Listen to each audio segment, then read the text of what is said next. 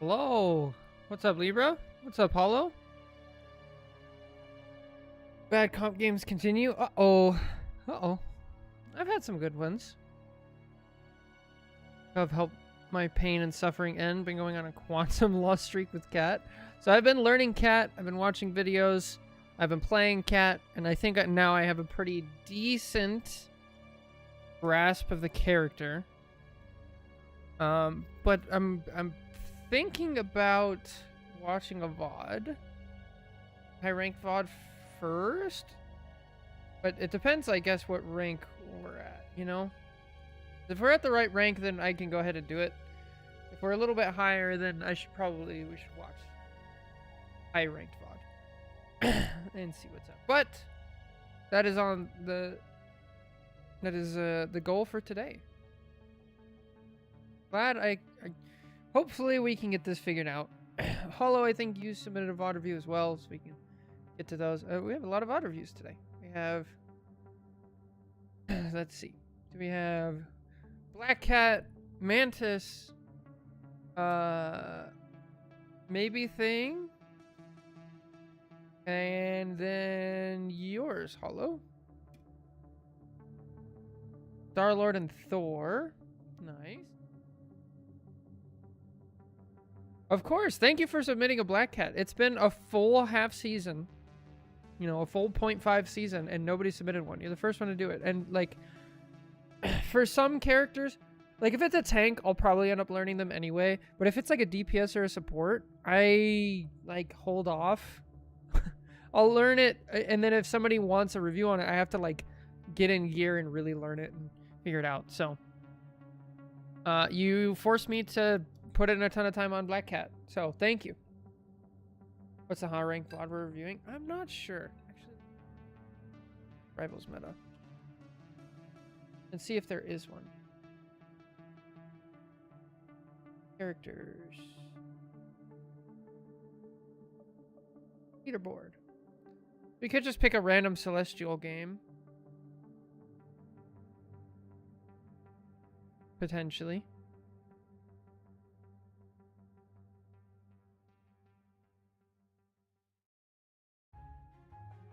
Might be worth it.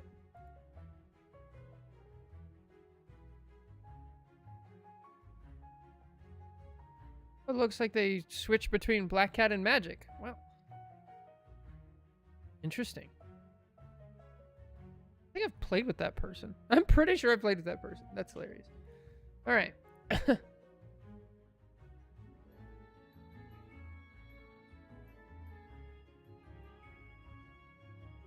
What's up, Firelord? How's it going? Yo, nice. Glad you get to be active. Good stuff. I'm done with high school for the year. Based. Let's go. Everybody gets to be here today.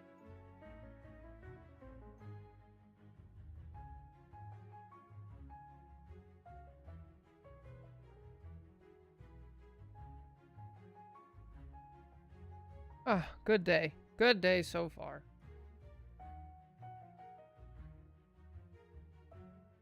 Well, we're just catching up on stuff.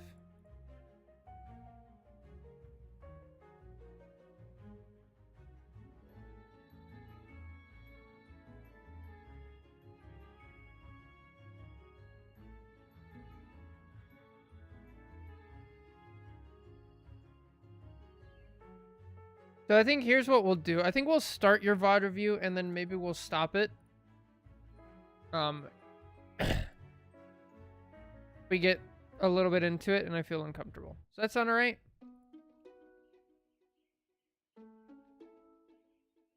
Exodian is rage baiting all tank mains. Classic.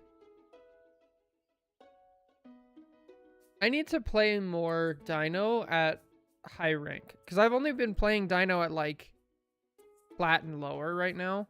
So I really need to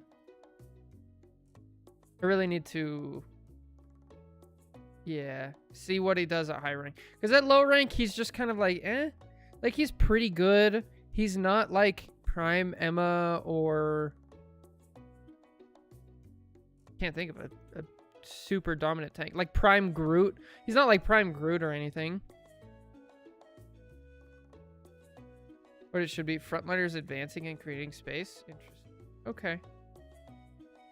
But that's been my experience. Maybe I'm wrong at high elo. He's much worse. I just disagree. So far. We'll see. Dino is the first tank to take space. Right, sure. Because I don't take space all the time. I don't know.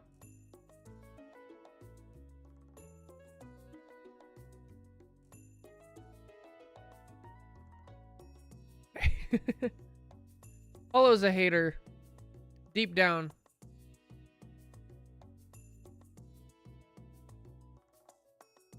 You can't do anything on your favorite tank. Angela? Sure you can. Angela's actually fine. It's like, Dino is so slow. He's so slow that like you can do whatever you want.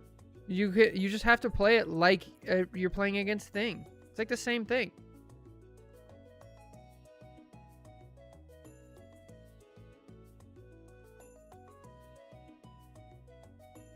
Like if the Dino wants to baby you and identifies the Angela as a threat, he's not going to be on the front line. He's going to be in the back line the whole game. And if he's in the back line, then your Dino or your tank is going to just walk forward. Great. I just get beamed to death. Bro, the beam does no damage.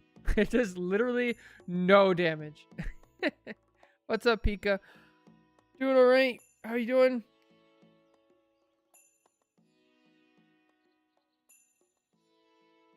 In fact, I kind of want to just bring this point up. Since we're here, let me jump over here. I think Hollow's more excited about Cyclops. He even changed his profile pic. I'm doing pretty all right today. You know, just doing my daily tasks. Got some stuff done, you know? You? All right.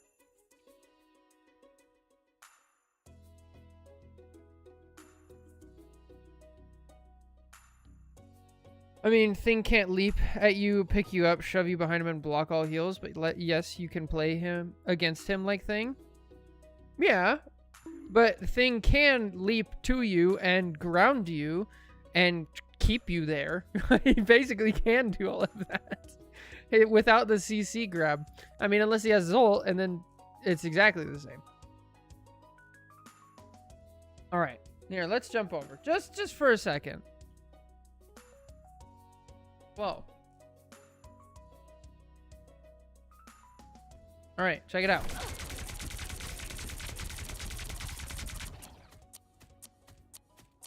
A full beam. It doesn't even do half of Angela's health. A full beam. Full beam. Full beam. Let's just see. Punisher. That's how I like it does so much less damage.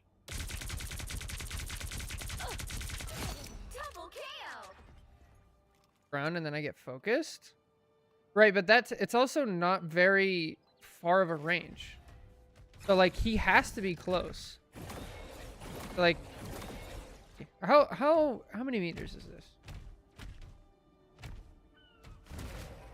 I think Dino really struggles against long or high mobility characters. He has to be within 15 meters, which you can do a lot within 15 meters. And then once he uses his shift, he's like, not much.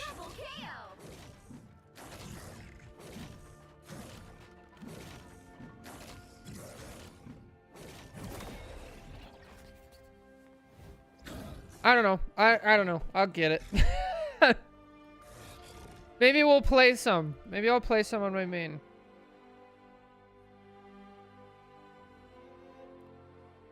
Like I'm on GM3, so I should probably play some and see what's up. Maybe you guys are right. I'm open to changing my opinions when presented with new data, but I don't know. I also went through Melga Hell, so let's see. Look at his win rate, performance on Rivals meta. Okay. Win rate 59. Wow, he's outclassing Rocket and Penny. That's pretty impressive. And that's a lot of matches, too. Damn. I mean, stats say I'm wrong. I still think it's a skill issue. I could be wrong. Could be wrong.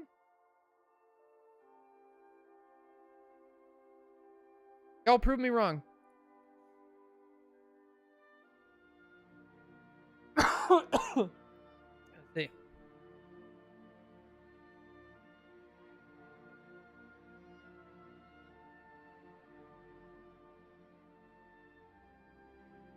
Yeah, but what Dino can do when he's within 15 meters is beam, leap, pick up, shove behind, shield, and then primary to feast to heal an additional 30%. Yeah, I mean, he's strong. He's definitely strong. He's like A+. I don't think he's the overall meta killer that people are saying he is. But again, could be wrong.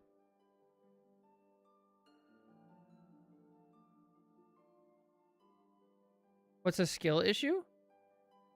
I assume you're joking. So Rogue is, yeah, I don't think Rogue has been good for a while. People were on the Rogue train for a while, and I just wasn't. I don't think Rogue has been good. I just went into the Vanguard sub and wished I had it. Good luck brawling a Dino. Well, yeah, don't brawl him. He's probably the best in class at brawling. The only character that like can brawl with him is Thing, and even then, it's like kind of rough. We need a real flying Vanguard and a hit scan Vanguard. Oh boy. We have a flying Vanguard, Angela, and we have a hit scan. Deadpool is hit scan, no? What? I don't... That's definitely Jake bait. That's what I thought. Or you're saying what is the skill issue that I mentioned? I think Dino, playing against Dino. I think people just don't know how to play against a character like that. So like if you came from Overwatch and you played during Malga meta, you kind of get it. You understand that you avoid him, you bait out his cooldowns, you make you play to the character's disadvantage and you bleed him out, right? Like you're not going to overpower him, you're not going to run him down, you're not going to outdamage him. He's just going to outlast everything. So you go around him and you make him waste all of his cooldowns. That's why I think it's a skill issue. Tank pool sucks as hit scan. Angela isn't a real tank. She gets countered by 7 heroes. Well, that makes her a tank. Every tank gets countered by every hero.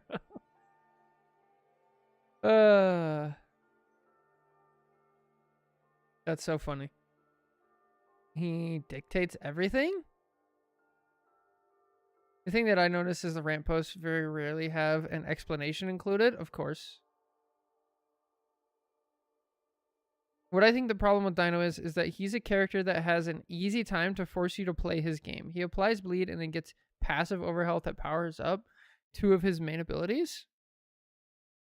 Yeah, I guess I've kind of accepted the fact that that's Marvel Rivals' design choices, right? Like they have said over and over and over that they are catering to casuals and not competitive. So like comes with the territory.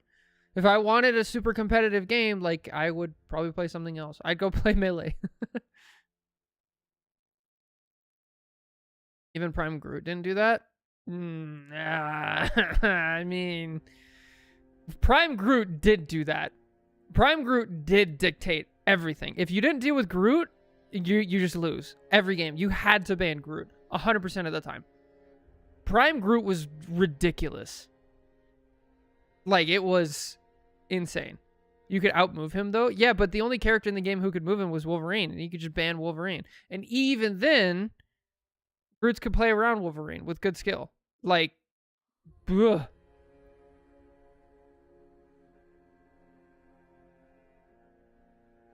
I found a post a few days ago that said Devil Dinosaur needs to be nerfed as a title, and there was zero rationale in the Everybody looks at him. Yeah, so, I mean, we just did a VOD review of Bucky where it was like, guys, stop shooting the dino. It's junk damage. That's, like, what he excels at. I swear, like, people just, if they played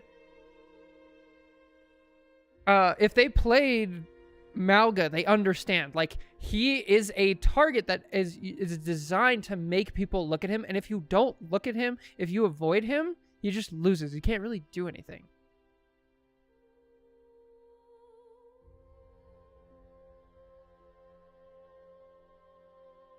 Prime Groot definitely dictated everything.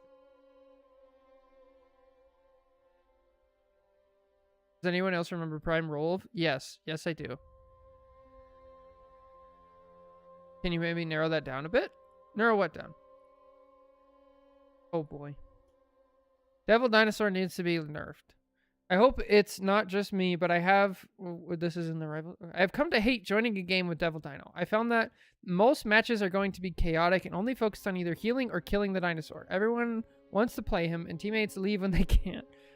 I don't know. Yes, it's a cute dinosaur, but also OP and ruins the game. Where's the fun in trampling the enemy or just being stuck at spawn? No, try something different. Stop looking at him. Like, it's not... He has weaknesses. I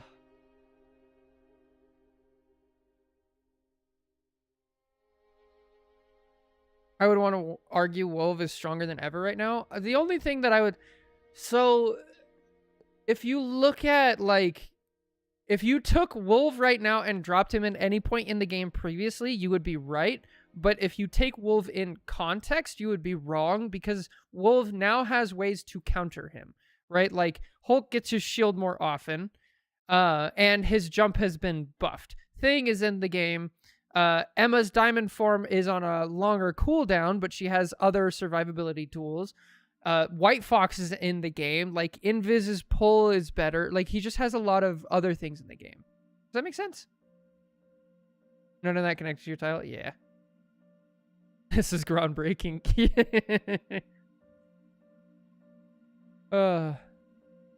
Mag and Strange are useless against Dino. True. But they're actually pretty good against Dino if you combined a Magneto with, I don't know, let's say a Black Cat diving on the backline. Or an Angela diving on the backline, because then you bubble the Angela gets back, and then either now the Mag and Strange walk forward and push the Dino back, because the Dino has to turn around to deal with it, or the Dino doesn't turn around to deal with it, and then they get free reign on the backline.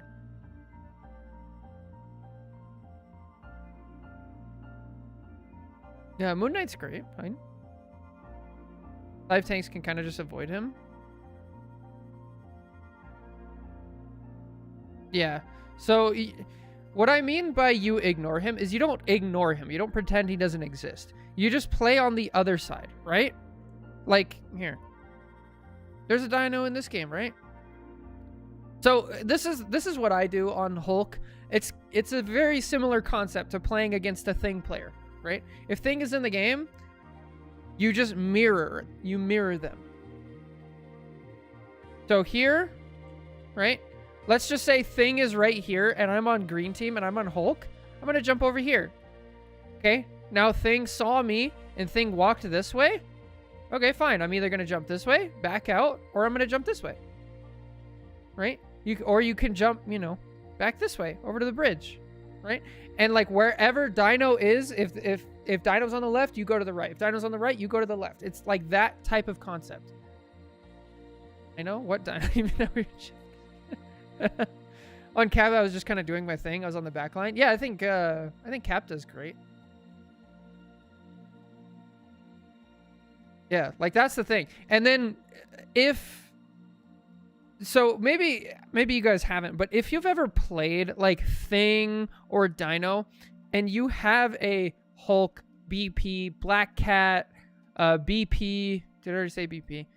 Captain America, whatever, and they're diving over here, and then you walk over, and by the time you get there, they move, right? They move back to here. Now you have to follow them again, and then you have to use a cooldown, and then they have more cooldowns, and they just outrun you every single time. People are complaining online that the Jeff skin was pay to win because it obscures his hitbox. Full dives counters everything, though. Yeah, I mean, dive is kind of the answer. Honestly, I think... Yeah, poke just doesn't have enough damage right now. Because I don't think if you have Magneto, Strange, Punisher, Phoenix, Hela. So maybe you have Magneto, Hela, Punisher, Phoenix, Rocket, and then like, yeah, I don't know, maybe Mantis or something. I still don't think you could slow Dino down. The best poke against Dino's Punisher? Yeah, I agree. 100%. I was running into is that I would leap into the backline. He'd turn around and then grab me and interrupt my charge out. Yeah, so you have to kind of play on the edges and avoid him. So again, like if Dino's here, you attack here. If he moves back, you move back. And you have to shorten your engagement times. So speaking of which, the Widow nerf is crazy. She can only learn one-shot 275s with Mantis boost. Oh, I didn't even think about that. Oh, well. Oh, no. Anyway.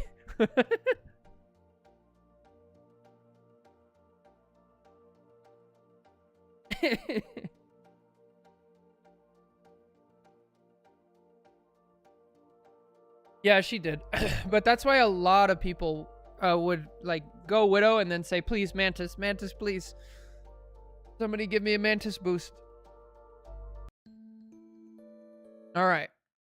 Who's ready for a Black Cat VOD review? Are we ready? That's my opinions on Devil Dino. They are open to interpretation. I'm willing to change them if I'm presented with evidence. I still think it's a skill issue. I think Hulk does fine against Devil Dino. I think Cap does fine. I think Venom does great.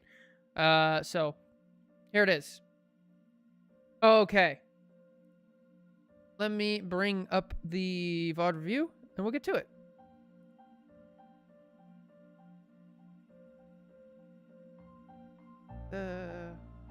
Here we go.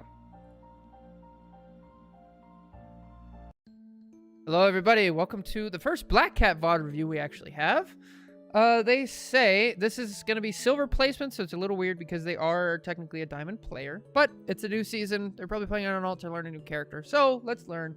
They say, you know me, I'm a magic main trying to learn cat so I can expand my DPS roster. I'm very bad at this character currently, so call out whatever you see.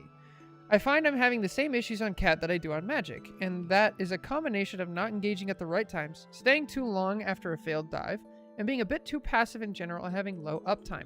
Let's get into it. Also, I can't figure out how to carry a lobby for the life of me. I'm in silver, I've played maybe 30 games, and I've never been able to get MVP. I don't know if this is also a result of poor uptime, but no matter how well I do, I find I still feel like a passenger at the mercy of my teammates, more than I should be for the elo I'm in. I'm in a party with the White Fox and the Luna. Okay, good to know. So, a couple things already starting out. With Black Cat, low uptime is not a bad thing. Black Cat, BP, Spider-Man, and Angela, maybe a few others, they actually need low uptime. They need these times to properly scout ahead, gather their resources. So for BP, he needs to have all of his cooldowns. For Black Cat, you need to have a certain amount of money. You need to have a setup in mind and things like that.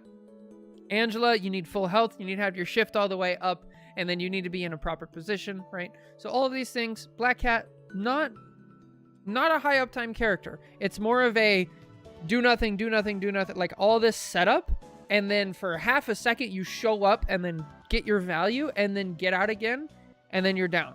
So it's very different from Magic. Magic has a pretty high uptime because when she's done diving, she can jump back on the front line and kind of brawl a little bit. She can go back to the back line and help out the supports a little bit, right? She's always bouncing around.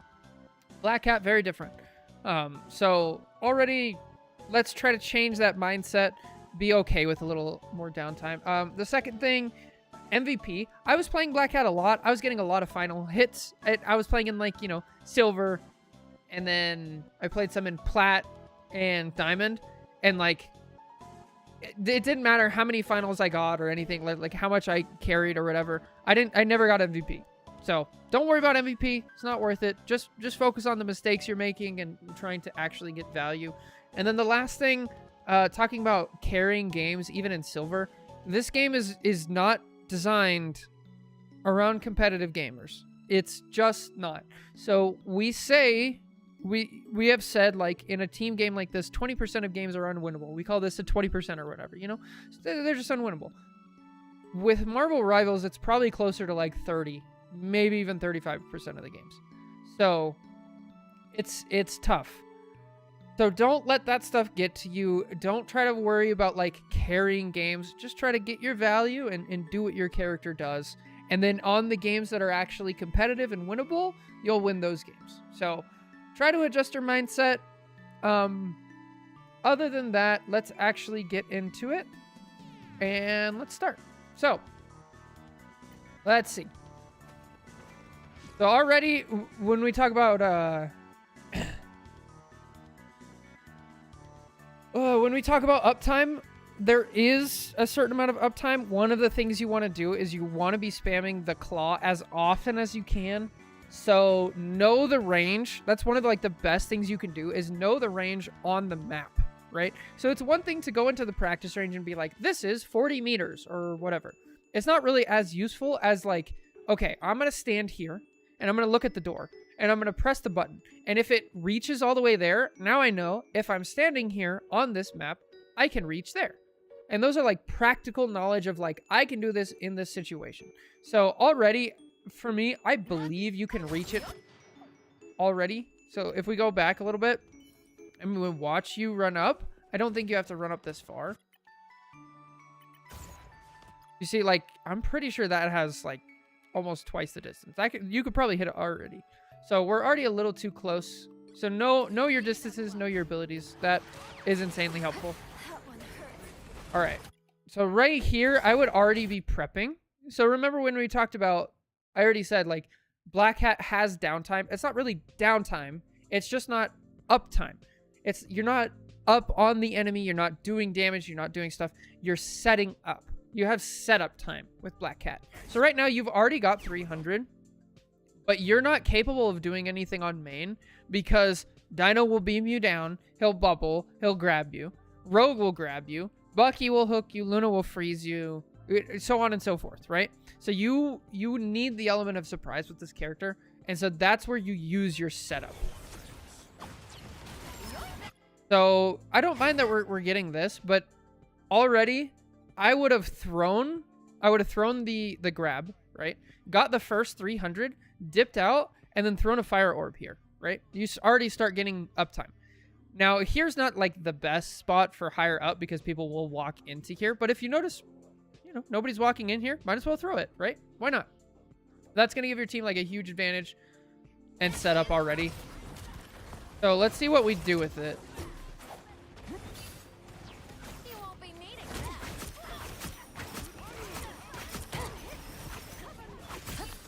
Yeah, you're playing like magic.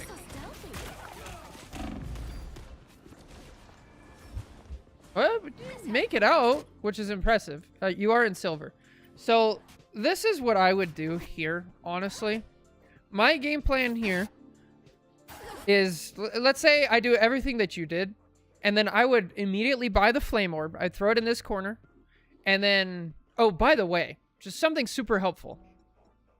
If we go into settings, this is something that I found amazing. You're on controller, so it might not be as applicable. But for this, you go to Black Cat. You can map this to a button. You can map all of the buying abilities to a button.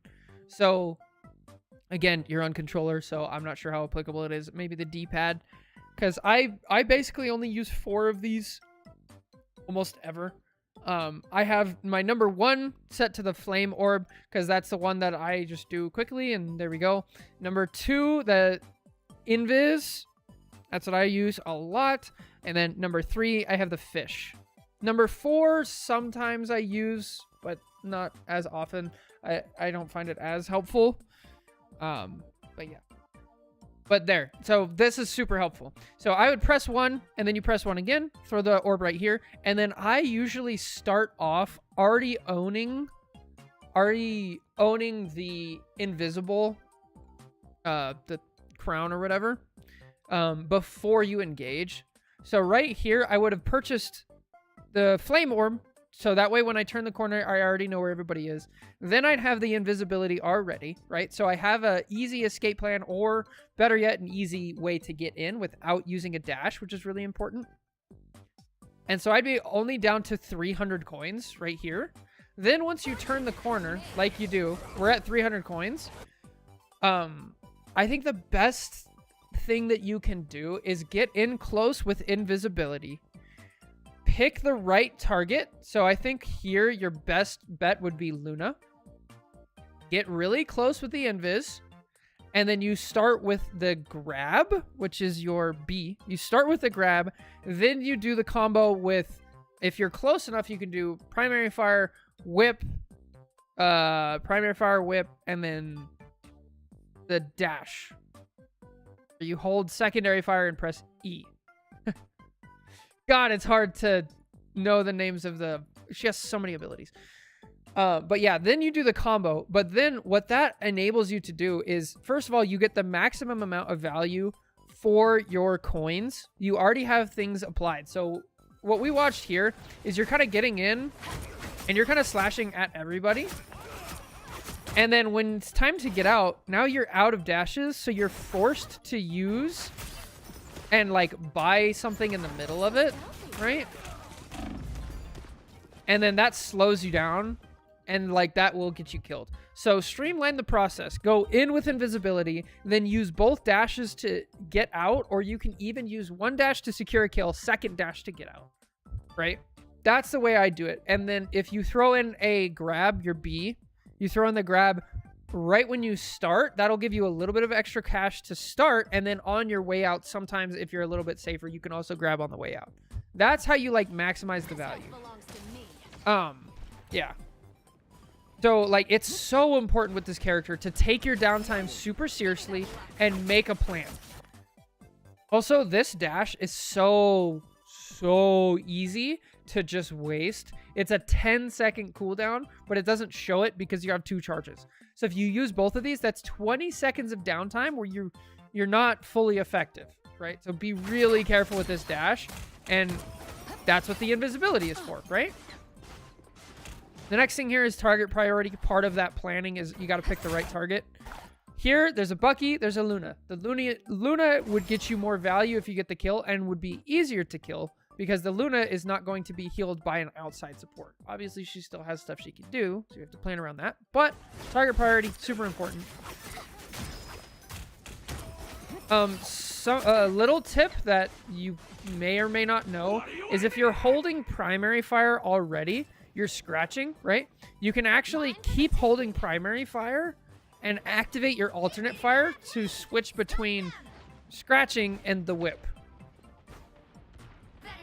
I actually don't mind this. You're getting value for your team. Now just get out. Oh, you're overstaying your welcome. Once again, the way to think about Black Cat is show up, get your value, disappear completely. The longer they see you, the less effective you are. Uh-oh. Okay, nice.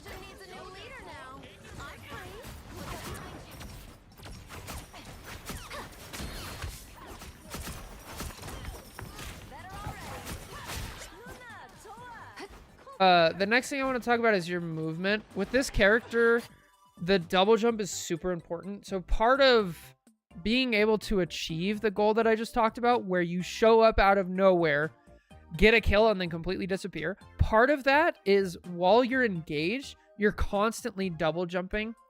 So if you don't know, she has jump, double jump, and then her double jump refreshes anytime she uses any ability. So if you use whip, dash, claw, wall climb, anything. So she's always jumping around in the air, and she's always moving left to right at the same time. So she's always floating up above. So like you have your base people here, and then you jump around, and then you're like just teleporting everywhere. That's what it should look like. Now it takes a lot of getting used to. Oh, this is terrible. Please don't do this. Okay. It takes a lot of getting used to her movement. Once you get used to it, and then maybe we'll watch some like good Black Cat play. To see how she moves. Okay, here, just take this as an opportunity to buy some stuff, right? Just buy a flame orb and start setting up immediately. I like that you recognize that you're not going to get value and you get out, which is good, but you're not using the downtime effectively. Okay.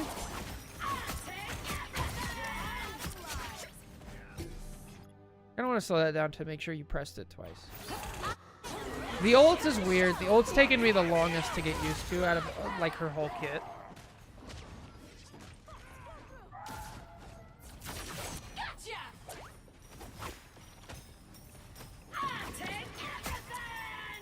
So I'm not sure if you used it or not, but I will explain it. Or, well, maybe not. You let me know if you understand the ult. It looks like you do. At least to some point. Oh, use your dash. Use your dash. Get him. Yeah. Almost. Almost got the reset.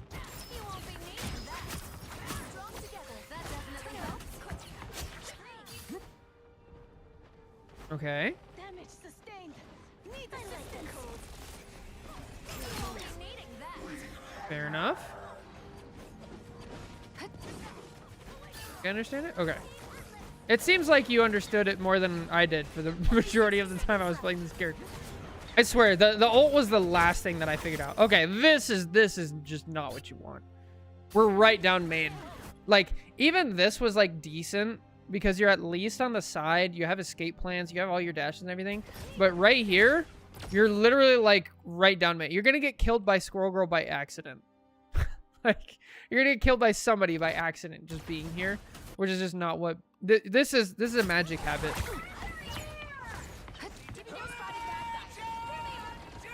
Handled the RPG mechanic. I'm not quite sure what you mean by that. So because of our bad positioning here, we already had to use a dash. And then since we used the dash, we're a little bit low. And then this is just a respect thing. Like, just pop invisible and just like wait it out. I think like you really gotta just let the... You gotta get comfortable in your setup phase. You need the setup phase. So like, hey, Star-Lord's ulting, I couldn't do anything anyway. Might as well enter my setup phase and go scout around and stop doing stuff like that. The invisibility stops the ult tracking. As long as you don't go invisible while he's shooting at you, because I believe if he goes invisible while he's shooting at you, some of the bullets will still hit anyway, and then it'll reveal you, kind of like invis. Or just shop upgrades. I didn't play too much Deadpool. Honestly, I don't. I do really like how you can rebind the shop to the buttons. That helps a ton. Uh-oh, uh-oh, uh-oh, uh-oh.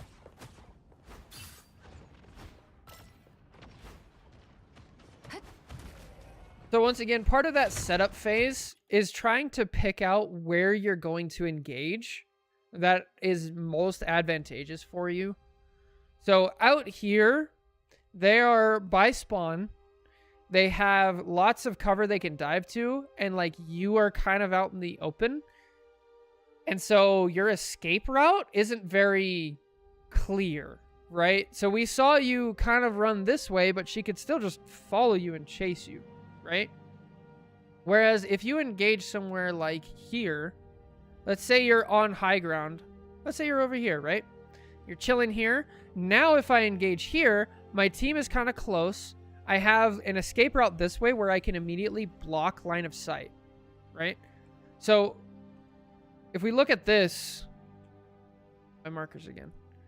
So if you escape this way, the difference here is you have these walls that just immediately cut off line of sight, right? Like if the white fox chases you and you turn this corner, she literally can no longer hit you. So find your staging spots, set up well, and then on your way out, think of ways to break line of sight. And then a good general rule of thumb is start from high ground on Black Cat. Bro, that dino just got eradicated. Starting from high ground is so good on this character. You just start here because then you don't even have to use invisibility to jump in. You just jump, double jump, and then pounce on them from above, right? Now you get in with invisibility already purchased and 2 dashes. So you have like 3 escape routes, 3 things you can really play with. High ground is so good. Oh, a little slow.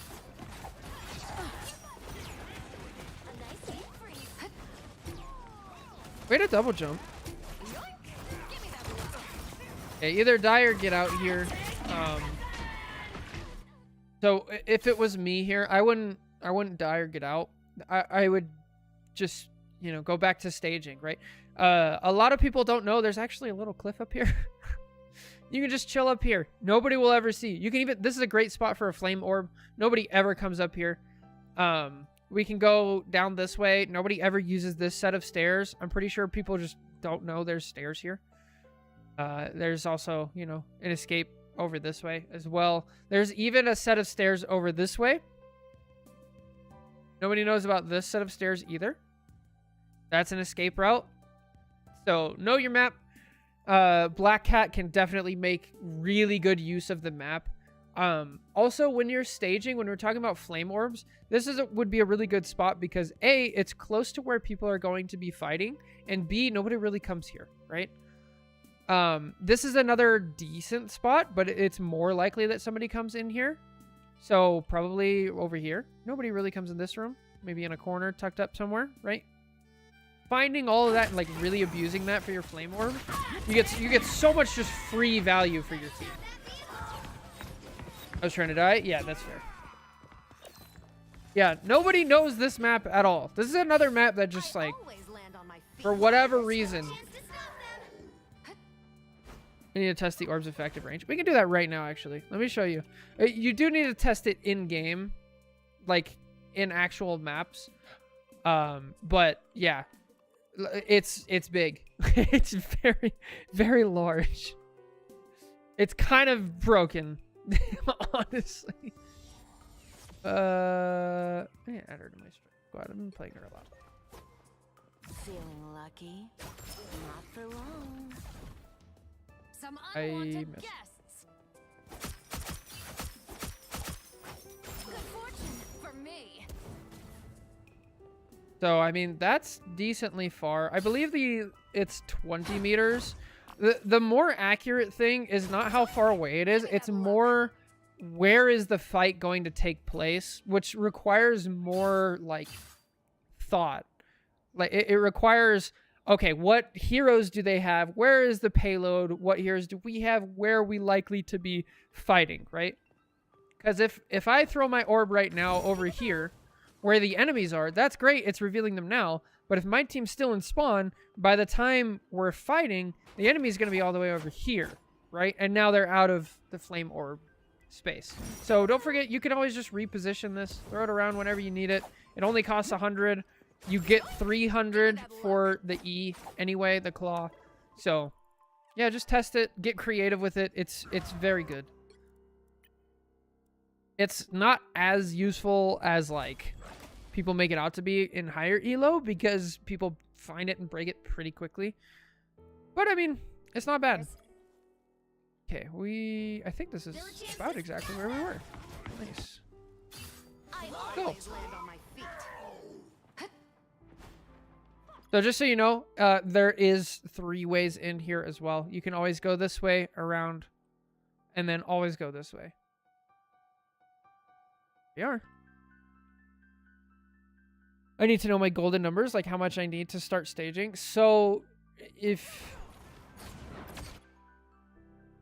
I don't really think about it that way, I would say the minimum you need to engage with on a because you know how we've talked about soft dives and hard dives. If you're going for a hard dive kill, you need to have at least 300 coins after purchasing whatever tool you're going to use during the fight. So if you're going to purchase the invisibility or the, you know, the CC crystal or the fish, after that, then you have 300, right? Because then you engage with the claw and then you get yourself up to 600 and then you can do things. I've found that to be like minimum.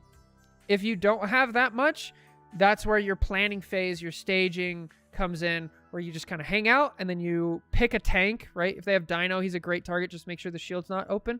The shield's not up.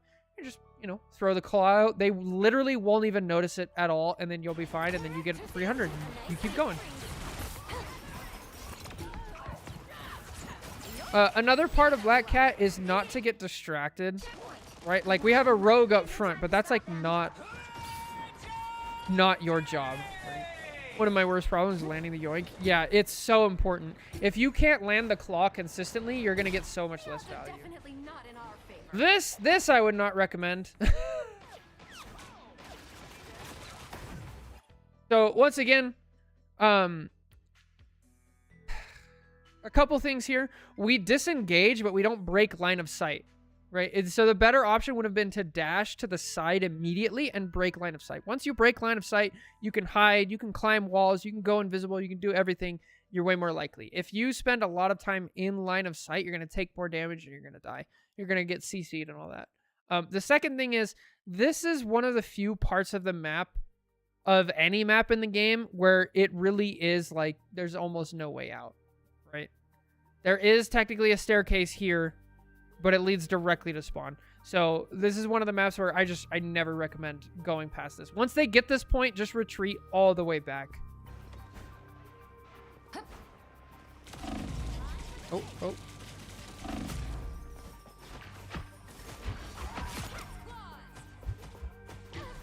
Another good thing to like memorize is how low someone's health has to be in order for the iframe dash.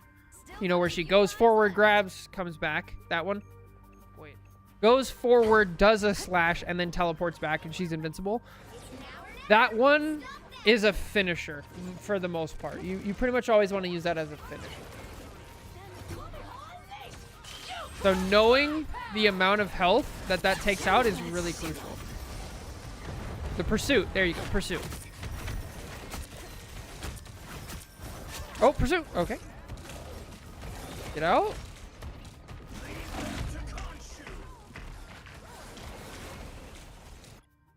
So this wasn't terrible, but let's see if we can make it better. So I don't like your initial dash in, because White Fox is White Fox is one of the characters that just has a ton of movement abilities. But let's just focus here, right? All right, we're on the Luna. We're getting our damage. Let's say, okay, we get the kill. We Phantom Pursuit here, whatever. Hopefully, we already have invisibility, and we use invisibility to get in, or we use one dash to get in, so we have one more and invisibility to get out. So, because we stage properly, we would have an escape route away from Dino, right? You can dash up, double jump here, or you can jump, double jump, dash, double jump, and that will get you to here, here, here, here, here. Like, that will get you everywhere, right? But because we don't stage properly, we have no cooldowns. Now our only escape route is to get help from a teammate, essentially. Right? Like, it just goes to show, like, that downtime's so valuable. Why do you do the spray thing on the ground so often when you're playing? Old Overwatch habit? I don't know. I'd punch people on Doomfist, and then you put down the Doomfist punching somebody emote. Like the spray. You just kind of... Old habit.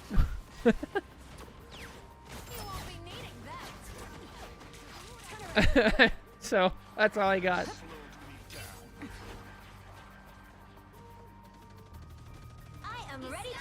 So let's look at some more possible staging locations. Up here is the really obvious one. If you do it, you have to be careful because, like, this breaks open and then they can see you. This building, you can actually get into, like, all of these floors individually. You could break out these windows and stand up here. Another great place for flame orbs is somewhere buried in this building, right? Because all of this is, you can just break in here. It's great. Over here is a little bit more risky, so I wouldn't recommend it. You can also do the like Hulk or Venom, where you can even climb up the wall to here and then just sit here. So I haven't seen you do this yet. So let's jump over and let me show you exactly what I'm talking about. But you can actually hang on the wall. Yeah, that whole building is usable. You just break the window and there it is. It's only usable after the transformation happens. But yeah, so you can just stop. You don't have to, you know, keep climbing up. You can just stop. And so you can hide over places, which is really useful.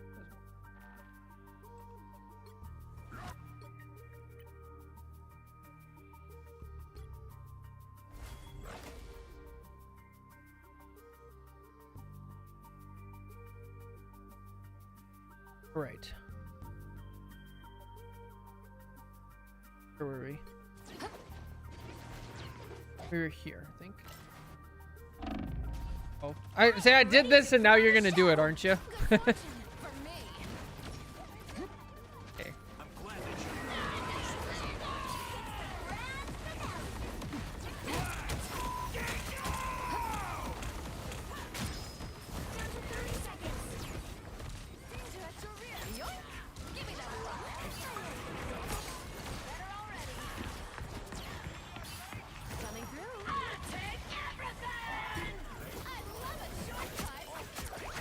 Oh, oh, oh! Okay. Nice.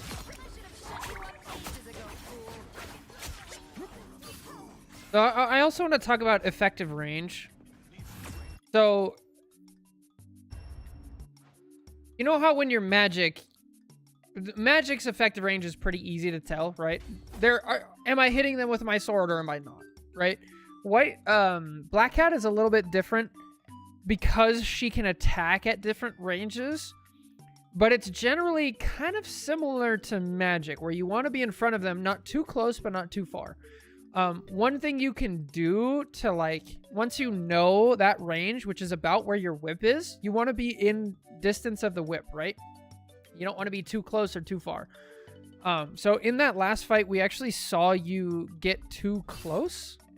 You were in a good range, and then you dashed through, and then now you couldn't do any more damage. So, good lord, I'm losing my train of thought here. So right here, you're in perfect range. Just stay in this range and keep at it. Don't try to use your dash. I would prefer if you use your Phantom Pursuit, because that puts you back, right? And then here, once again, you're at a decent range, and then you dash through. So you want to know your ranges, stay in that range. And then if you do want to use a dash to do damage and maybe secure a kill potentially, but you don't want to go all the way through, you can actually look at the ground. And you could do this with Psylocke as well. Shout outs to Paz, because I didn't know this was a thing until I played Black Cat. We just keep going to the practice range. I'm sorry, Libra. You probably know this, but I'm, trying to be thorough. But here we go. Felicia's So, here. Guess it's your lucky day.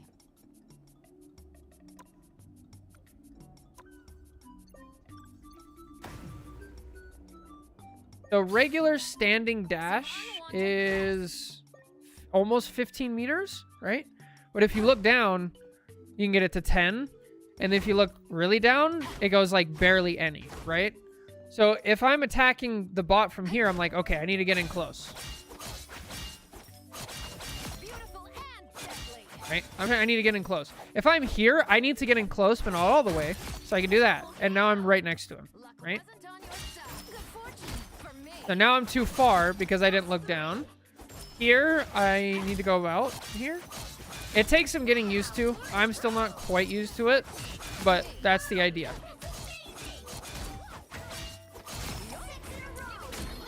Yeah, and then get really used to holding your primary fire down while you're doing stuff, and then just clicking the right click, right? Or your secondary to bring out the whip when you want it. That is going to be so useful. Honestly, it's so good.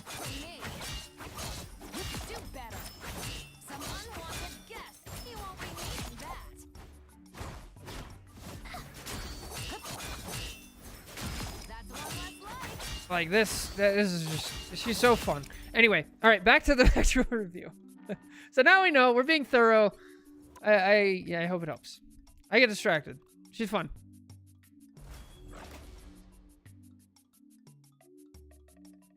No, you're fine. Don't even worry about it. All right. So let's see a good staging route. I love that we're on the side path already. Way too close. I'll try that whole thing. I hope it works on console. We'll see. But yeah. So what it should look like here, you run by, you press E to grab it from way back here, and either you get it or you don't. Either way, you just keep going. And then if you do get it, great. You immediately buy Flame Orb, throw it up here, buy your invisibility, and then you go for a second one. Or you just walk up here, and now you go for a second one anyway. Oh my, you're so scary. You guys do not go down main at all. Like, do not go down main at all. So bad. There you go. So watch this. Watch this. Watch what this does. So they're already down a tank. So you guys have a huge advantage here. So here, now she saw you, right? And now she sees you again. And now she's already ready. She's already in cloak form. Already. So like, that's why it's just so important to stay hidden, right? I'm desperate to get the money. I know.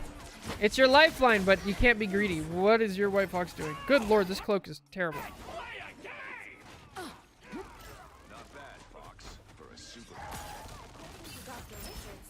Nice.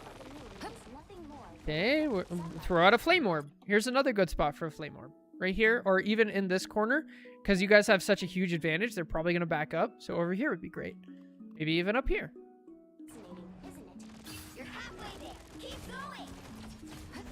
Yes. Oh, get the kill! Get the kill! Okay. That's cool. Oh, get the kill! Nice. Oh boy.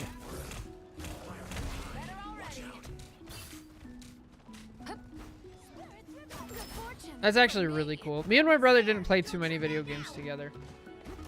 We played a lot of Mario Party together, which is probably why we didn't play any other video games together. Oh. Yeah, you're on the same routes as Magic. So maybe I'll illustrate it in this way, which I think I've done before with you on Magic. So remember, every map in the game is set up like this. We have left, we have main, and we have right. So if you're playing Magic, I'll use blue for Magic. You're kind of like here. You weave to the front, you go to the side, you go in like this, and like this is where you stay, right? On Black Cat, it's more like you're here, you're like this, you show up, and then you get out. Right? You avoid this like as much as you possibly can. If you're going to get money, maybe you go like this, right? You're over here, you pop in for half a second, use your reach, your coin to get here, and then you go back out like that. That's the idea. Vehicle reached a checkpoint. Keep up the momentum. Here's another good spot. Your team's pushing ahead, right? So a flame orb here would probably not work for more than like 3 seconds. But a flame orb in here would work pretty well if there's a fight here. If you guys push even farther, the next fight's going to be about here. So once again, we're back up to here. Good flame orb spot. Oh, he's dead. Oh, kill him. Pursuit. Nice.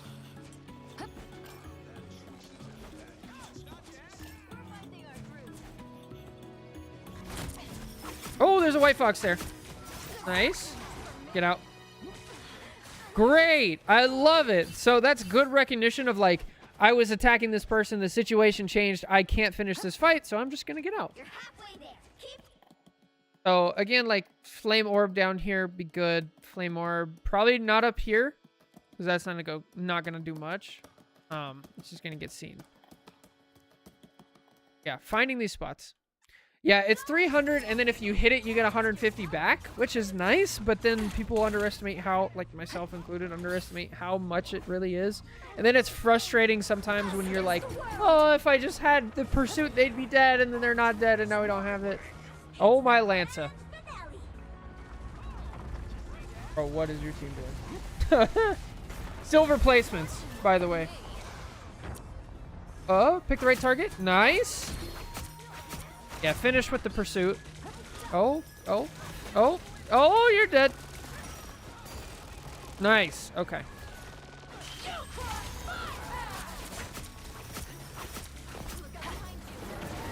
Oh, get her, get her, get. Ah, that's so unfortunate. Was she at 99 the whole time? No, she had it the whole time. So if you don't know, whenever you use your ult, anybody you can TP to, they have the white cards effect. And then the way it works is you press ult, it activates it. Then you press Q again, right? Or it would be Q on PC. You press both on console. And then it teleports you to them. And then you press it a third time. And then it does the percentage-based damage slash, right?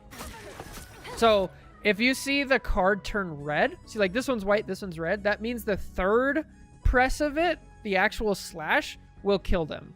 So that's good to know. There is also a combo. I can't remember it off the top of my head, but I think it's like you teleport to them, you whip. I think it's primary fire, whip, then you Q, but that I'm not too certain on that. So I'd experiment with that in the practice range, honestly. That would be worth spending time on. And then on your way out, grab. There you go. I need you to get used to pressing B every 5 seconds. And anytime you have that cooldown, you press it. Uh-oh. You got the kill. Way to get out. Here we go. There's another path here with a health pack. Nice and safe. This one also works. Another great place for a flame orb. This one's probably a bit too far, but maybe behind the pillar would be fine. Up here is still just so good. Yeah. That's why I don't want to like be certain and say this is the combo, because I don't know. And other people would know better for sure. So either experiment with that or set up. Press B, press B. You're so close. Ah. Ancient Egyptian. Must be one of Moon Knight's. We'll get you there safe. You won't be needing that. Nice. Get that vehicle moving again. A nice deep freeze.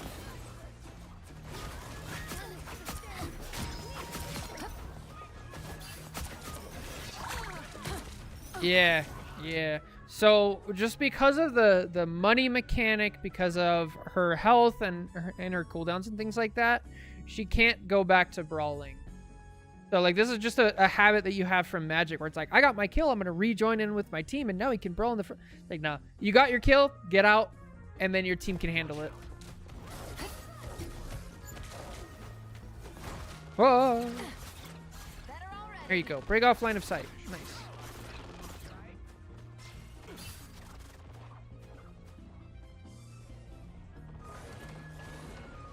Get that vehicle moving again. Good fortune for me. Oh. Leave them to Khonshu. Some unwanted guests. Ancient Egyptian. Must be one of Moon Knight's.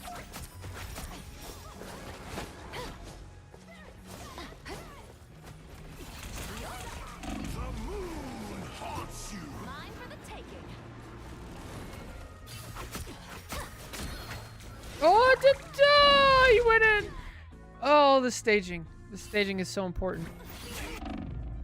Leave them to Khonshu. The moon haunts you. Mine for the So yeah, this is that 10-second dash cooldown screwing you over. So you don't have dash, you don't have invisibility, you don't have stuff like that, right?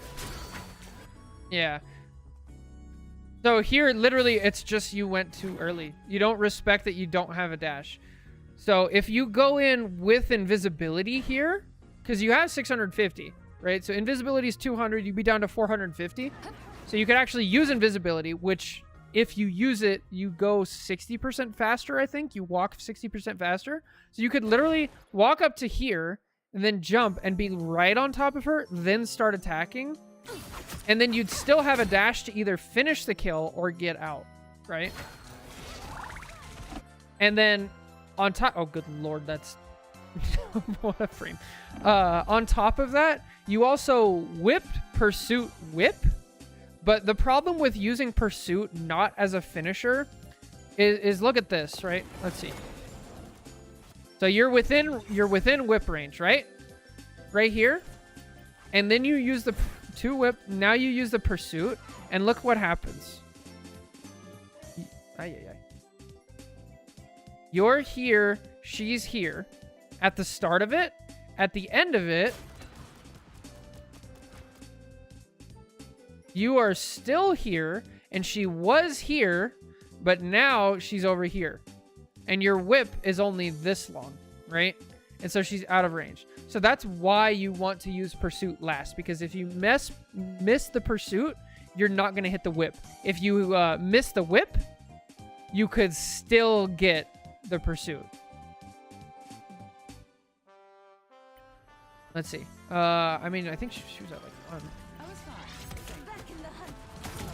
Her actor's injured. She was literally 1 health. So it did hit. She was just 1 health off. That's just unfortunate. Oof. But again, you use a whip after it anyway, which is the right thing to do. But if you use that whip first... But yeah, that's just super unfortunate. Stuff like that just happens. Try not to... Guess I'm not so unlucky. 60 seconds left.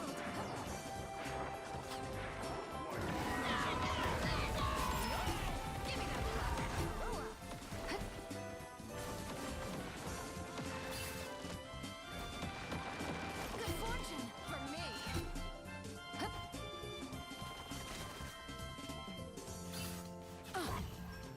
Get that vehicle moving again.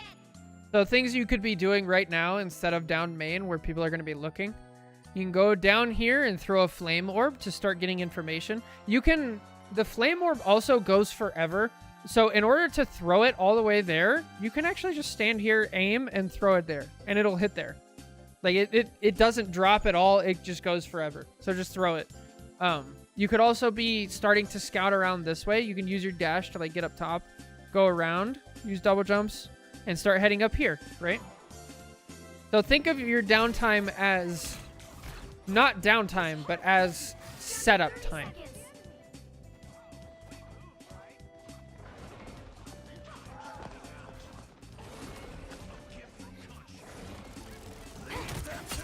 Oh, good timing.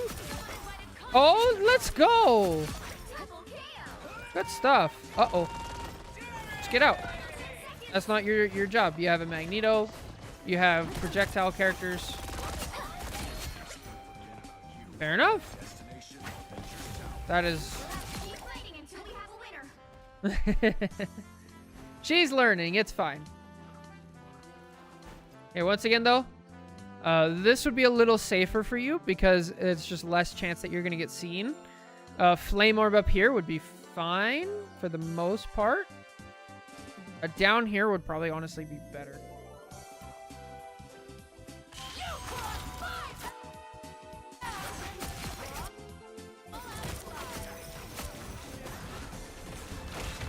Ah!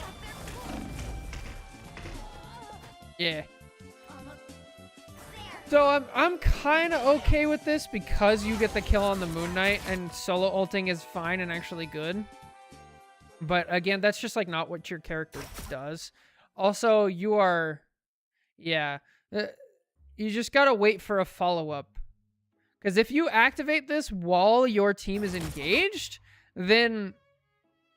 Because look at what happens, right? The White Fox turns to look at you. The Cloak kind of tries to look at you, but instead of shooting the Moon Knight, Onk. And then the Dino all turns on you. So you're getting a ton of attention and you got a kill. And if your team was here, they could push in, take the space. Even if you die, the White Fox is already TP'd. The Cloak has already used one of her things, right? So that would be fine. It's just a matter of like, just wait a couple seconds and you'll be all right. Oh man, I need to like whip out the notepad. They've got the 'Cause numbers. we've gone over so much.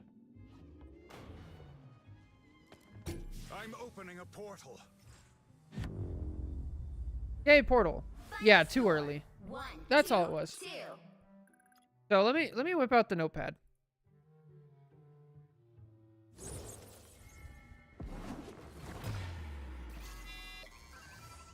So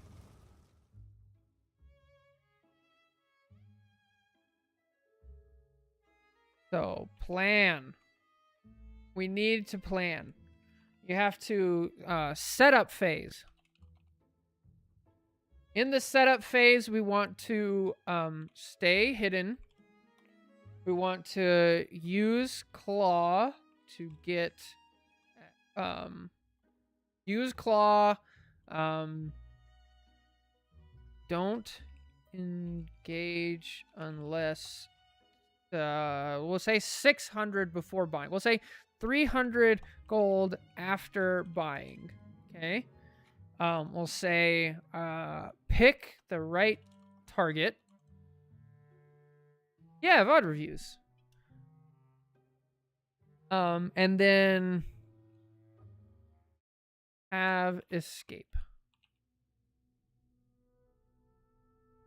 Have an escape plan. So this is the setup phase. This is really going to get you like a ton of value. That's gonna be like the biggest thing so far. Then we can talk about like how to engage, but that's not gonna be nearly as important as the setup phase. But once you are engaged, start with invis. Invis / high ground / jumps. To get close, not dash. Don't engage with dash unless it's like I'm not gonna say never do it, but it's kind of like, you know, magic. You with magic you engage with your portal, right? So you can use your dash to either secure a kill or get out. It's the same thing with Black Cat. Oh, up here. We didn't put buy early, right? Stay hidden, use claw, don't go in. Buy early. Gotta have that.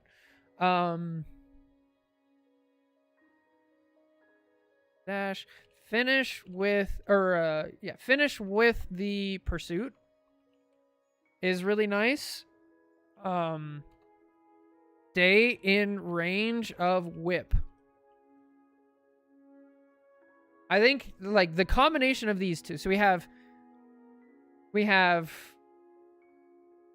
set up your plan, right? Make sure this is set up first. Then once you do engage, this is how you do it. How does that sound, Libra? Does that sound good? I'm gonna set up. Nice. So if you're on YouTube, I'm also on Twitch. My YouTube, you're on my main channel, which is, it's still educational, but there's also the side channel that has all of the VOD reviews with Cubs. So make sure to check the links and everything. But yeah, we're doing VOD reviews. So there you go. There you go, Libra. So that's going to be it for this Black Cat VOD review. Thank you guys so much for watching. Take care. God bless. Catch you next time. So that was just the end of the YouTube video. Can you send me that list? Sure. Let's see. I'll just copy and paste it. See if that works.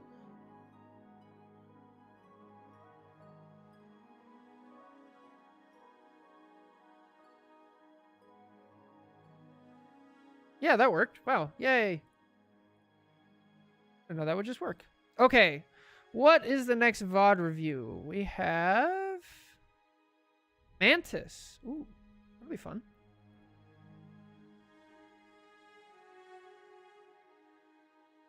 Of course. Good luck. Thank you. Honestly, I've been wanting to learn Black Cat, but I haven't I have to have a need to learn the character. So you forced me to put in time, and now that I know the character, I'm happy.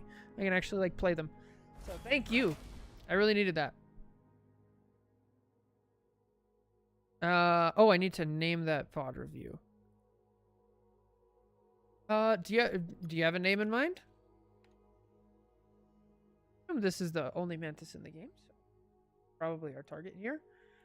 Let me these around real quick before we start the next VOD review.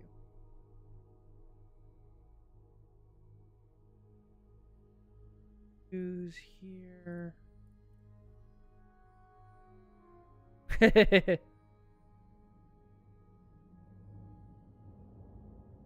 Oh, one other thing in the notes I'll add in there to always claw. Just claw on cooldown.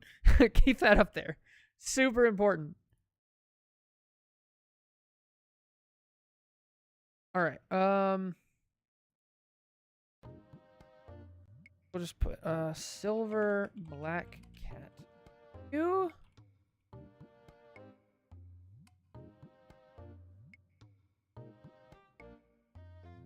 Are. Yo, thank you for the follow. Appreciate it. Hope you guys are doing great.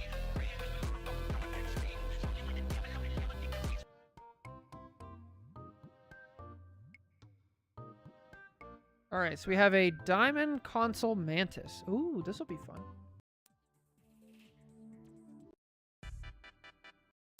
The classic YouTuber music. Here we go.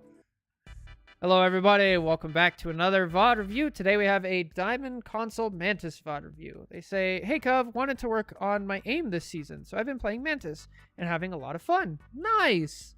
I've loved playing more aggressive support style and trying to make plays. My aim is questionable still, and I die quite a lot, which I expected until my aim improves. Yeah, happens. Despite this, I've actually had a decent win rate so far. Mantis is pretty good right now. Am I playing too aggressive or not aggressive enough in this game? I'm also just throwing leaves out sometimes and struggling to land them on the right target. Is this a positioning or an aim problem? I also make a huge mistake in overtime trying to cancel a strange portal that probably causes the game. Ooh. High risk, high reward. I like the idea. I don't know if Mantis is fast enough to be able to do it, but we'll take a look. Live and learn. Absolutely. Good mindset. Team said I got no value this game. Blech. I was trying to pressure the enemy backline, but ultimately, I think the stats support my teammates' assessment. Love the content. Thank you. I really appreciate it. Yeah, let's take a look. So far, I think your head's in the right space. We're trying, we're learning, we're understanding there's different, values to be gained. The first thing I'll say right off the bat is like, don't listen to teammates. I was literally playing a game with somebody on the server in silver like 2 or 3 days ago. And I'm, my peak Celestial 1. I'm usually hanging out in Celestial. And I'm playing Captain America, and I got blamed and flamed because my stats don't show that I was getting value. Like, don't listen. That's my best advice. Don't get in a pissing match with a skunk. Don't listen, because they may or may not be right, but it's not coming from a good place anyway. So let's see if you actually did get value. Let's understand where our value comes from on Mantis in general. And yeah, let's see.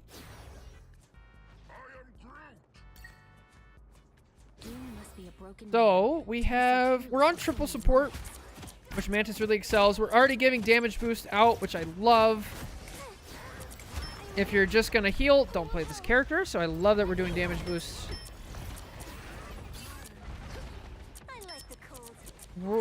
This I don't... hang on. We're going to let you cook. Let him cook. Nice sleep. Yeah, I'm not... All right. You can make it work. You can make Flank Mantis work. I'm sure if Seth or whatever was in this, or if Okami was in this game, they would make it work and it would be fine. It's going to be tough, though. So part of Mantis is having high uptime with your damage boost, because that like overcharges your team's ult cycles, and you're more likely to get picks and things like that. And in order to do that, you gotta kind of be spamming down main, especially with Dino in the game. You can actually just feast off Dino. His head hitbox is so big, and just in case you don't know, the way you get Leaf back is you get them back over time or by hitting critical hits, which is just headshots, right? So you can literally just spam on top of Dino, get a ton of headshots, and constantly be damage boosting your entire team. So yes, this could work, but you gotta actually get a kill with it. So that's why I said, we'll let you cook. You know, go try it. If you can get kills, you can pull some aggro, you don't die, that's great, but you are losing out on some value. Now, when we're playing Mantis, if we're in 2 support Mantis, you do need to be more heavy on the healing. And you kind of mix it in, like, it should look like this with Groot, which is kind of hard to see with chat, but you can see the green bar and the blue bar, right? Where you're healing and you're doing damage boost. But since we're in triple support, I want you to try really hard to just be damage boosting everybody as often as possible. So, like, try to only heal somebody if they're actually low. Like, here we throw a healing, but everybody here is, like, full health. So, damage boost your Phoenix, damage boost the people who are really going to take advantage of it. Phoenix, Luna, maybe even Dino. Now we're just feeding again. That's a good healing leaf there, which is fine. Definitely don't walk too close here. This type of habit is going to get punished by better players. Like, if I'm... Can't really say. Just be careful here. This can get punished. I don't mind it as much because both of their tanks are already dead. Yeah, absolutely. Hollow's right. We're throwing out too many healing leaves. Healers should be, yeah, you're not getting the value. You need to be spamming that damage.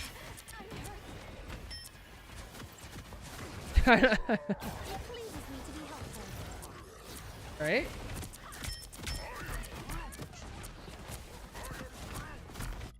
Yeah, in order to maximize the value, maximum damage for yourself, right?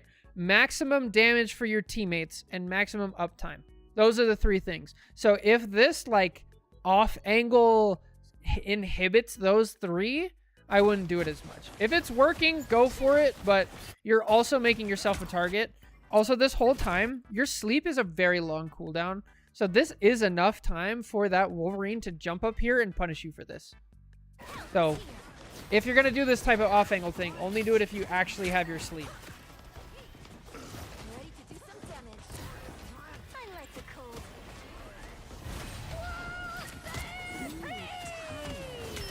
Not a great sleep.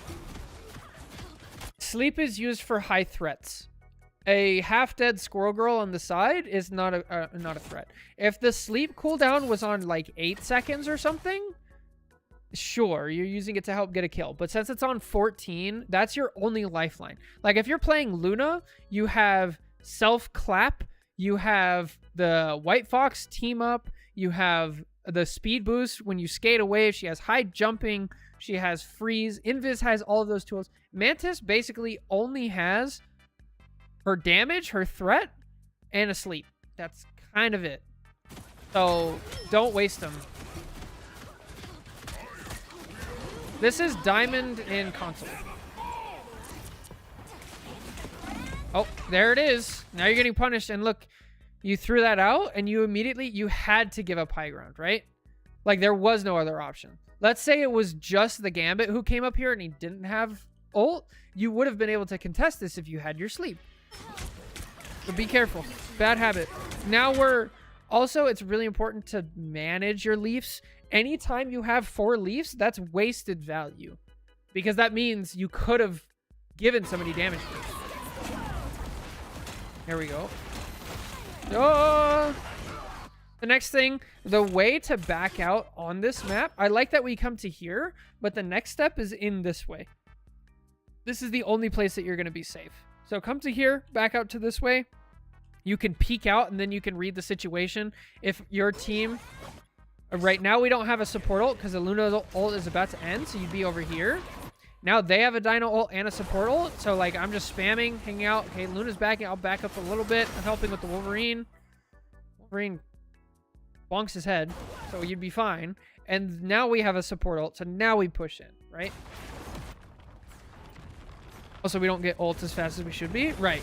So we would already have ult right there if we were spamming our damage and getting stuff down. And then if we did have ult, we could cancel out the Groot ult. So it all comes together. We are undefeated. Oh, no. That's a bad ult. Here. Right. Here. Great ult, right? We have a portal up. We have these people who are in danger and need help. And we have 5 people on point. Good ult. Here, we're down 2. We're down 3, actually. Because I think somebody's still in spawn, right? Luna's still in spawn. And our tank is dead and our Phoenix is dead. Now there's no chance of getting the point. Unfortunate.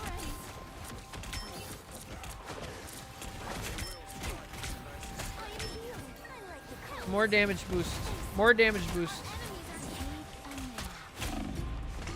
I think Mantis is one of the most important supports to say, like, to be intentional. Every single leaf that you use needs to have an intention behind it. You can't just throw them out, right? This person, I have 4 leaves. This person's full health. This person's full health. This person does damage at long range. Boom, 2 damaged leaves. Intention exactly behind it, right? My sleep, there's nobody that needs to be sleep. Nobody's attacking. I'm in danger here. No reason to sleep. There it is. Our intention wasn't right? This person's half health. Healing leaf would be fine right here, right?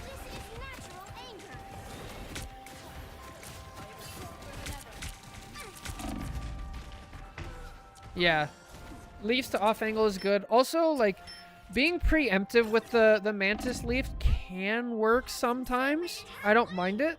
But also, you're not getting the max value out of the leaf, because when you give somebody a healing leaf, they get 4 seconds. Yeah, I could be wrong about the numbers, but they get like 4 seconds of healing. And then if you do a second one, they get another 4 seconds. So it's 8 total. But if you give 4 seconds of healing, you let it tick down. Then you give another one. Then it jumps back up to 8 seconds. So that's even more value. Plus, every time when they receive the leaf, they get a bonus healing, right? They get a burst of healing. So if they're at full health and you use it preemptively, they don't get that burst. So if we're looking at maximum value, I don't mind that healing, but again, heal damage. Damage. There you go.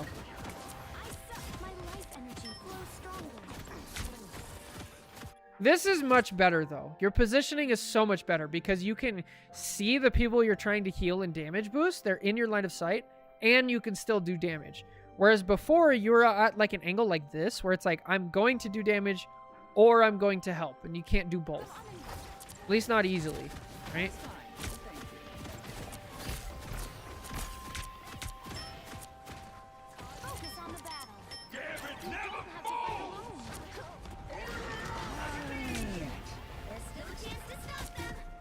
That one I don't know. Yeah, I don't know the answer to that one. That would require testing. I actually like that you just get out here. I think your bad positioning really costs your team. Once again, like, the other thing about like being on this off angle here is you can't sleep. Like, if I'm standing here, yeah, there's a Groot here. You can at least sleep the Groot who just ulted, right? You could be helping here with leaves and things, but you're just at this awful angle.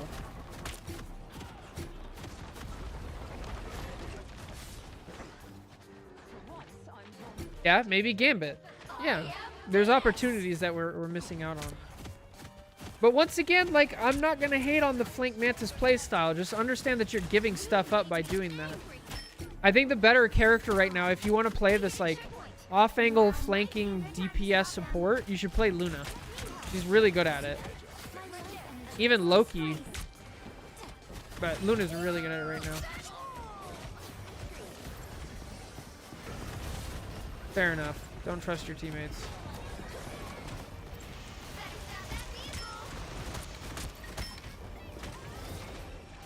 It's so bad.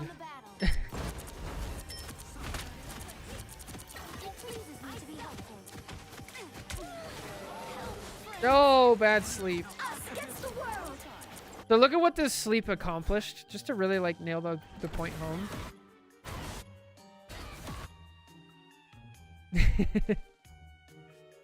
It just doesn't really do anything. Us against the world.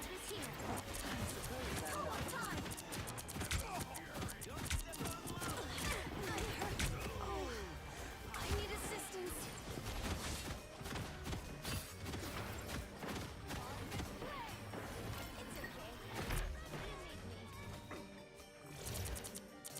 Shake it up. We better test this out. I suck. Controlling breathing.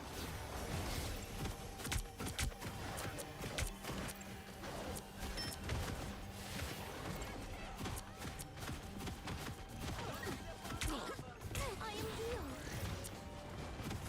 Help is here. We are undefeatable. Good ult. All right. All right. Hang on. Hang on. Let's go. Oh, huge sleep. Okay. So I haven't seen you do this quite yet. So maybe you know this, maybe you don't. Let's jump to the practice range real quick. But you can actually, you can headshot somebody as you sleep them and get way more damage before they wake up. And a lot of times you could just kill them. So it's kind of tight timing, but it is something to do.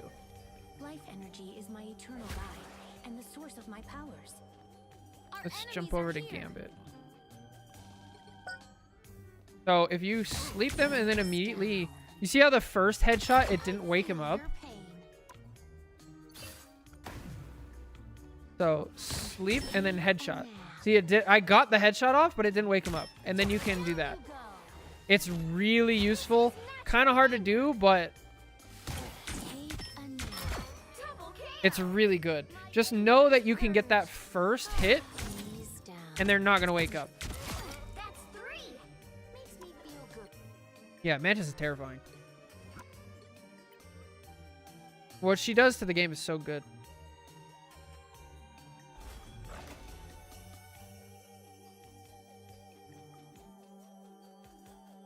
All right, let's jump back in where we were. I think over here. A little bit farther back. Yeah, so this would have been a great time to do that, especially because he's ulting. And you guys are down 1? No, you're back up to 1. Like here, click, click, boom. He's actually just dead. Now they don't have Gambit ult, right? Here's another time that you don't ever want to use healing leaves, like almost ever, because you have a support ult going on, right? Like as long as people stay in the Luna ult, they're most likely not going to die. It'd be very unlikely. So you might as well be getting that damage boost. There, those are pretty good healing leaves. I don't mind those. And then yeah, go back to feasting on Dino. And then something you should do, I know you're on console so you might not have headphones, but keep the sounds to the point where you can hear the critical hit sound. You hear the tink, right? The second you hear the tink, you should know that's a full leaf, right? Tink, tink, that's a full leaf, full leaf. So you hear the tink, throw another damage boost. Hear the tink, throw another damage boost. Because I think you could have had 3 more leaves here. If we look at it, like, let's take this slow and just really see the value that we got, right? So we have 2. We could throw 1 out. We have a 3rd one. Now we have 4. So that's 1. Probably 2 by now. You'd have at least 2 more leaves, which is 8 full seconds of damage boost, right? Or if you split it up correctly. I might be wrong about the numbers, but that's a good amount. Oh, that one hurts. Okay, so once again, we throw our sleep out on just like a random group of enemies, and then immediately we have a torch who's ulting. Now, if you could actually hit this sleep, that would be incredible. So it's not the most applicable. However, like, just think about the value. Oh, now he dove in. Now you can sleep him.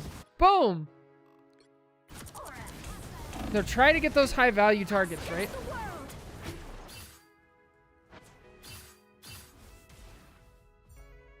Oh, Shake it. All you need to do is capture the mission area. Got it? just damage boost, damage boost, damage boost, damage boost. You're still on triple support, and you got Lunar Rocket, so there's no need to heal. Get that alternate value from playing Mantis. I need assistance. Oh, oh, You made me okay. angry. Feel better. Fight better. Damage boost, damage Do boost. some damage.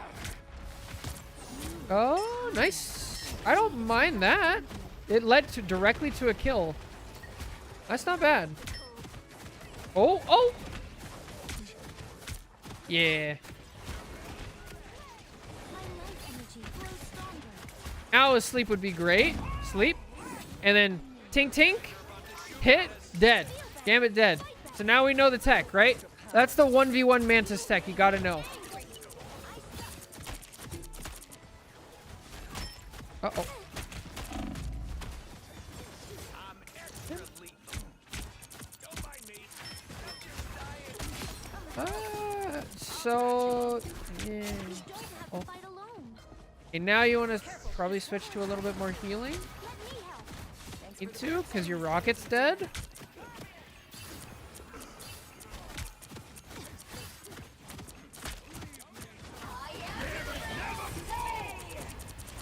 Almost.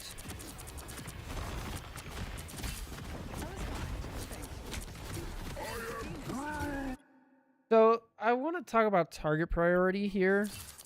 It feels like we're not really doing much of anything, right? So, when you're attacking somebody with your primary fire... Is the music working? Oh, okay, it's just quiet Minecraft music. When you're attacking somebody, you should have a couple goals in mind, right? Obviously, the highest value thing you can do is just get a kill. You get a kill, that's now your team's fighting 6v5, and that's huge. Now, if you get a kill on a support, that's way more value than if you get a kill on a DPS, but either way, you kind of shoot what you have access to, the highest value target. There's also the other aspect on Mantis where you're farming critical hits to get more leafs to damage boost more people, right? So, with those two things in mind, here we're doing a decent job. We're kind of helping. Once we come up here, it's like... doesn't really feel like we have that goal in mind. Like, we're shooting a full health Strange that, like, we're not going to kill, but he also doesn't have a huge head hitbox, and we're also not at a good angle to get consistent headshots. So if we talk about, like, cursor placement, right? Cursor placement is just the center of the screen. So where is the center of the screen looking? If I'm here and my cursor is here, it's at head level. So all I have to do to hit somebody is go left and right. Versus if I'm here, my cursor is here. If this person moves left or right or forward, now I have to look up and down and left and right. Right? So cursor control is really important for headshots. So with that in mind, we're like on and off angle. We're not capable of really getting a kill. We're not capable of really getting headshots. So we're just not getting the value. Versus if we were back here, we could be getting headshots. We could be pumping our team full of damage and health. We could be doing damage to the enemy team in a meaningful way and like really getting things done. Now, if you're going to play this like flank Mantis playstyle, what you want to do is you want to, because you don't have high mobility and you don't have an escape tool, you're going to be playing the trades game, right? Where it's like, okay, we have triple support. You guys don't. So if I sacrifice my support life for one of their support lives, now their team has one support and we still have two. That's kind of the idea behind flank Mantis, is you just show up, you sleep the gambit with a damage boost, you headshot, slash, or just get the kill, and then you may or may not make it out, but you kill the support, now your team has the advantage. Uh-oh. Now you're just dead. Yeah. Life energy brings me back.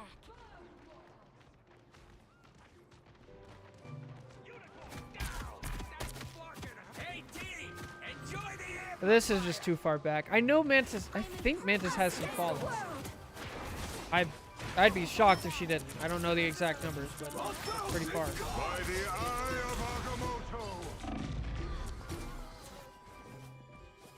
Agamotto. I'd say 2 Fire Lord, but it's about similar to that. So again, let's actually look at this. The other part of getting high value out of your sleep is knowing what enemy ults that you can sleep and ult tracking, right? We haven't seen Strange ult yet. Groot already did ult. And then the others we can't really sleep. I mean, maybe Blade if you're really lucky. Maybe Wolverine if you're insanely lucky. So the big one is Strange. So here, like, they're pushing forward with a support ult. So asleep here, I mean, maybe you hit the Blade, but it's kind of unlikely. However, Strange literally floats right next to you. So try to keep it for those big moments. Strange. Star-Lord, maybe. Torch, maybe. Scarlet Witch. Iron Man. Groot. Perspective. Groot, you sleep after he ults, and then he can't use the damage from his walls or anything. Hulk. White Fox. All of those ults are great things to just keep your sleep for. We have our ult. We go in. Go in. Go in. Yeah, I love this. Okay, we have a support ult, so we damage boost. Only 60 seconds left.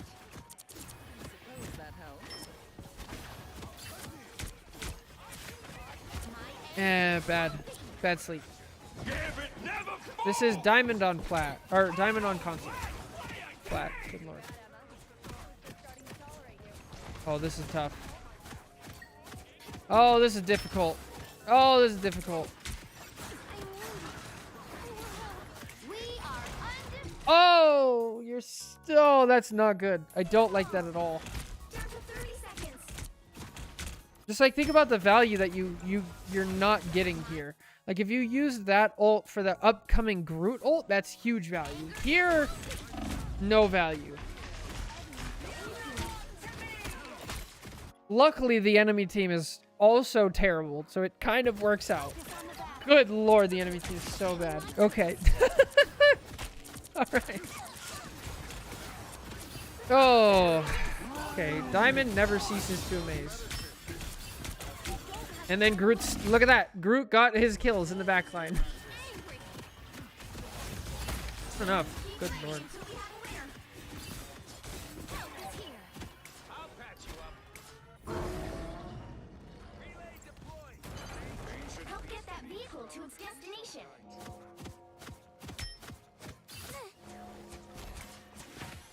My anger is healthy. Oh. You're so early.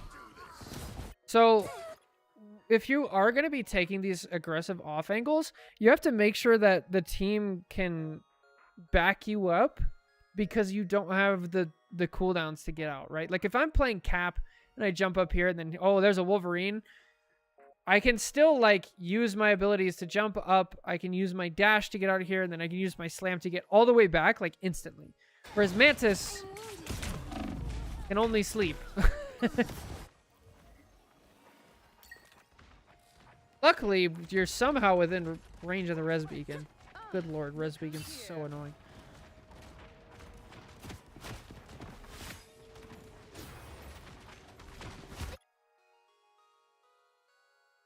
Oh, just look at this. See Groot? Try to sleep Groot, and then immediately Strange jumps up and looks for his ult. He's just chicken out because he's only at half health. But he might still ult before you get your sleep back. And you still get punished for it. So tough. A little help, please. New perspective. Hey, Shady, enjoy the amplifier. Now I'm confident. Ancient beast of Eagstar, we shall guide you. I am stronger than ever. You're halfway there. Keep going. Cosmic flame. Vortex field. Chin up.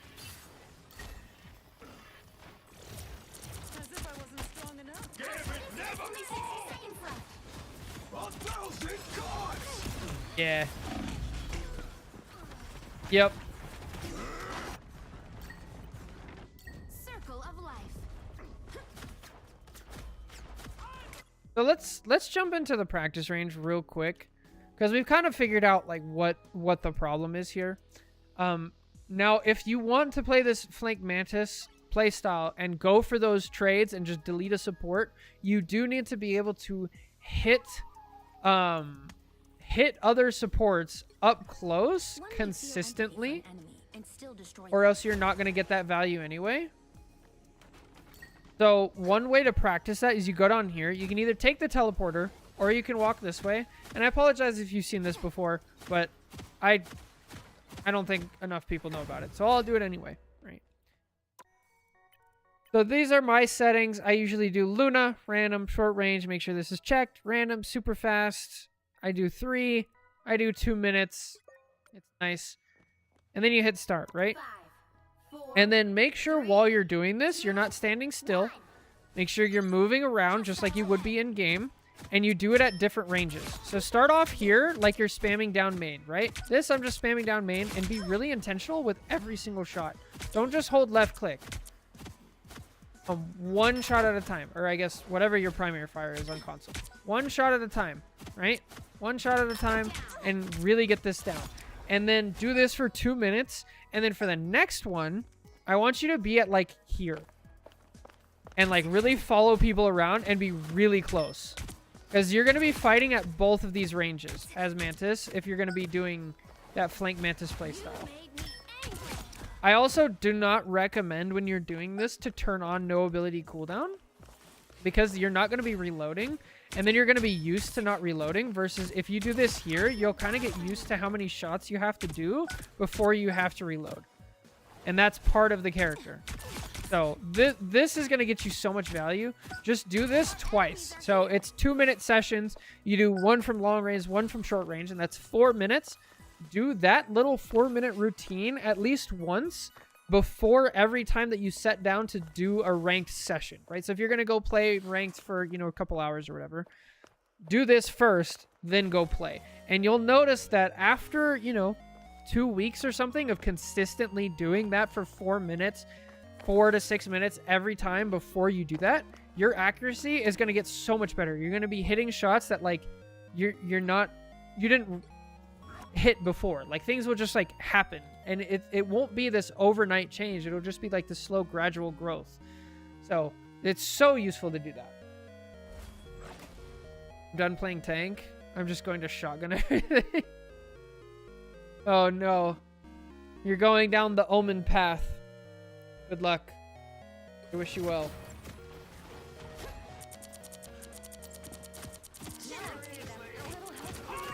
I actually don't mind this. Like, breaking a Groot wall can be really useful. The final 10 seconds. You belong to me. Uh-oh. Uh-oh. Uh-oh. Assistance. Nice dodge. But yeah, we sleep the Gambit. We don't get the kill anyway, so he gets out scot-free. Then we almost died. Now it's forced to pop our ult, or we're gonna die, versus if we had our sleep, we could just sleep the person, and then we would still have an ult for, you know, like 20 seconds or so when Gambit pops his ult, or when Cloak pops her ult. Now we use our sleep again. No bueno.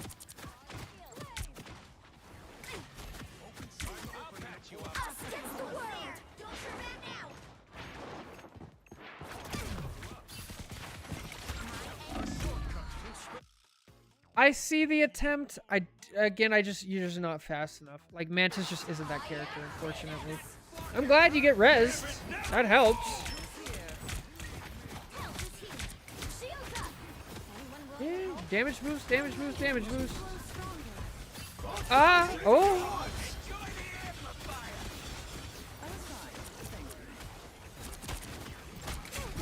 By the eye of Agamotto. Whoa!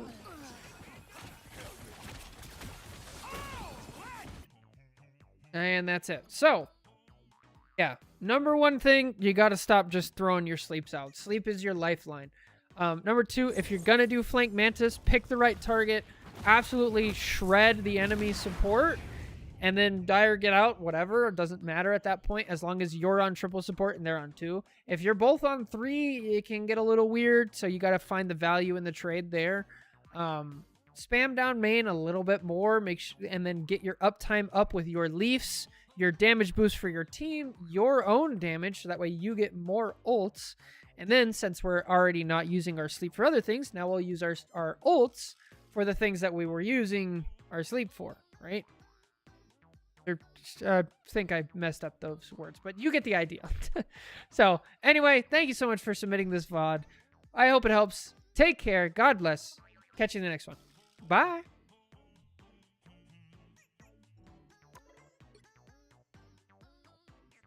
Also, I had a fun moment yesterday when I killed Mag in his ult with a charm. Good lord. I hate that. Oh, I'm not a fan of when abilities do everything. Yay!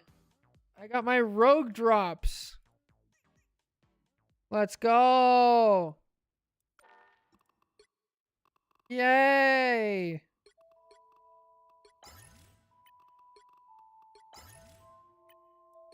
It might take a minute. Okay, there. Nice. Woo!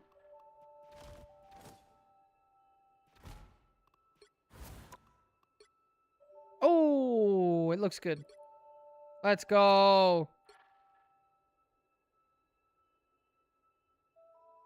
Charm is glitched, I think, to where the hitbox hits Mag even when he pulls it in. Really? Huh. All rogues recolors look good? What is the other one? Oh.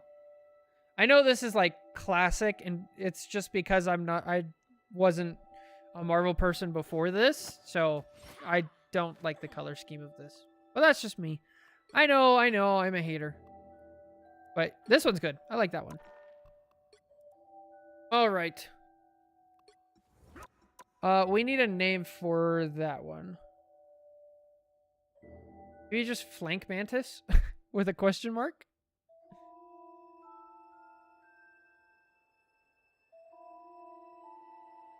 And that was Diamond.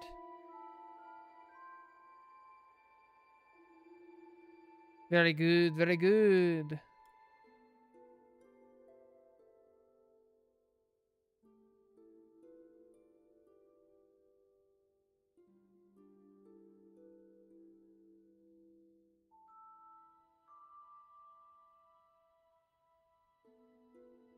What is next?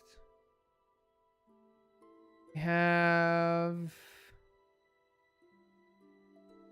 GM3 thing? I was looking at this one, and we did just VOD review their thing, right? Yeah, we did just VOD review this. Maybe we'll let that one sit. And then we'll do another one for them later. Hollow, we can do yours.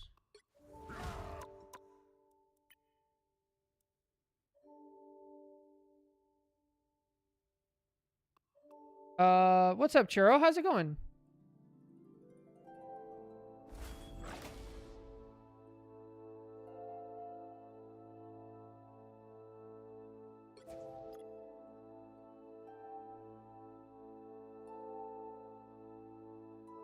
Hate this new change where it hides the name. I don't need the name hidden.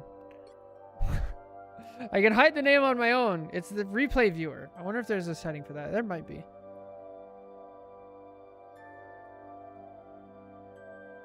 All right.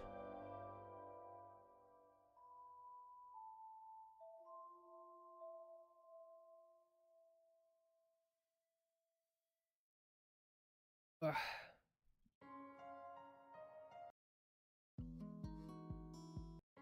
Good song. All right, here we go. Hello, everybody. Welcome back. We have another VOD review today. This is Diamond 2 console. I think they're going to be playing Star-Lord and Thor. They said big losing streak, and I'm very tempted to blame my teammates. But I want to also see what I'm doing wrong.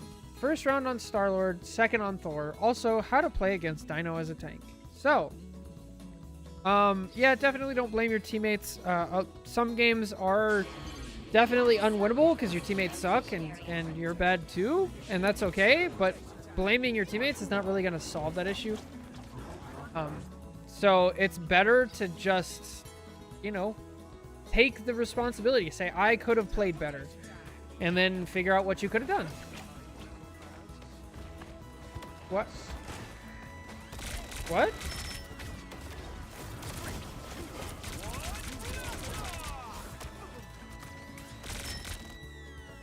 So here I don't quite...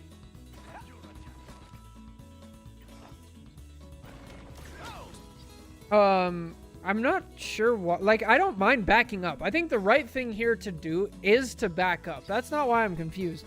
But there's no reason to not, like, pepper the Thor, right? Because if I was this Thor and this Star-Lord doesn't even shoot at me, like, I'm gonna chase you down. I know, like, you don't want to shoot me, and you've already given me an advantage by not shooting me. I'm not sure what's there. What's up, Points? How's it going? Here, I don't mind this. Spidey gets the kill on our backline. Unfortunate. Happens.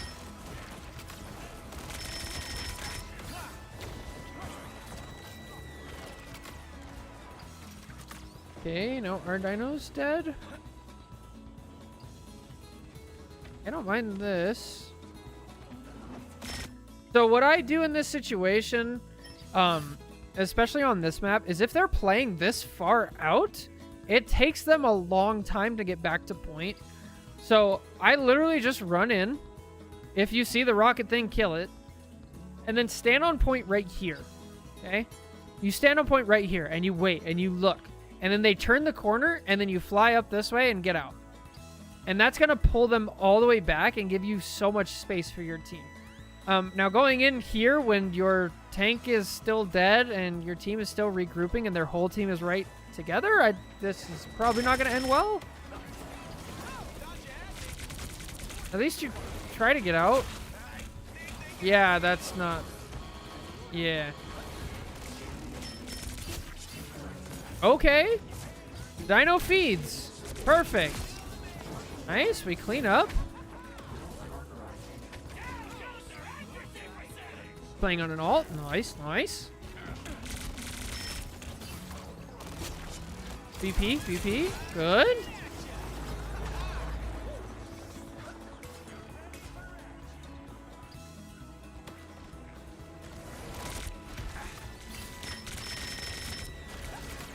All right, so we were talking about this in pre-stream chat. In the starting soon screen.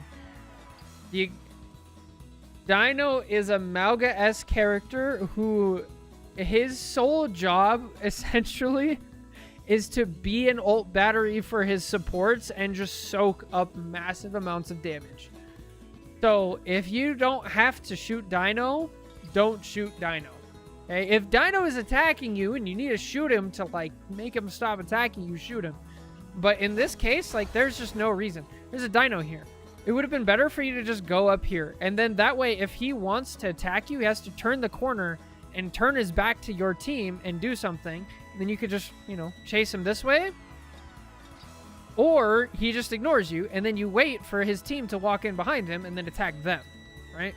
You just ignore him, because, like, it's a losing fight to just shoot Dino. But shooting Dino is fun, says my DPS.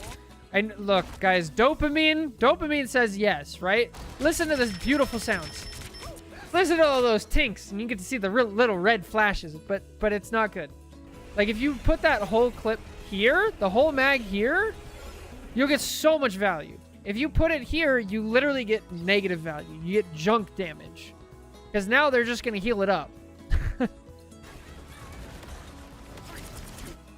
And look, he took space, he used his shift, and he used his bubble, right?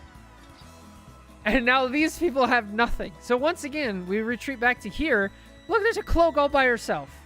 And then we see, oh, look, there's a rocket all by himself. Easy pickings. Now, oh, Thor's coming in. So you get, let's say you get rocket to half health. Now he uses a shift, and now you're dealing with a Thor. Now you have two people whose attention you've taken away instead of a dino who we shot at who literally didn't even blink. Like, we didn't really help. So that's how we deal with dino. As far as from, like, Star-Lord's perspective, anyway. It's different if you're playing dino, or if you're playing, you know, like, Thing, maybe.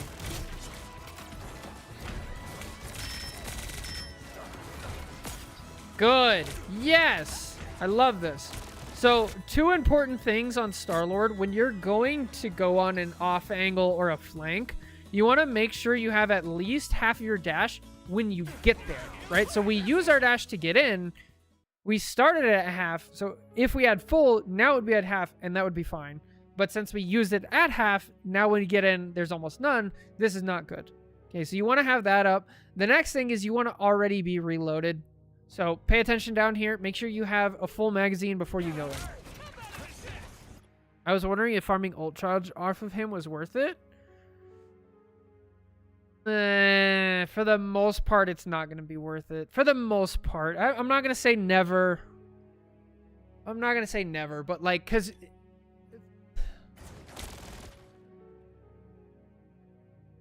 Yeah, I'm going to say no.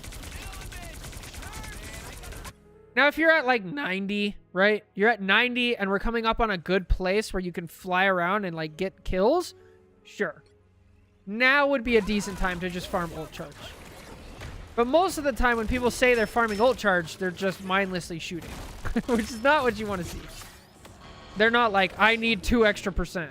Right?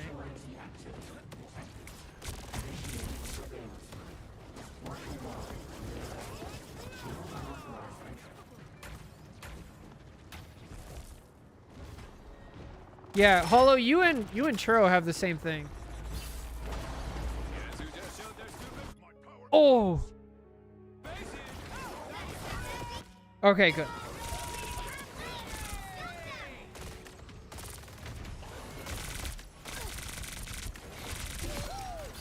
Now just get out. Perfect, fine. Look at this is the problem with this is Dino's downside. It took him so long to get back to here.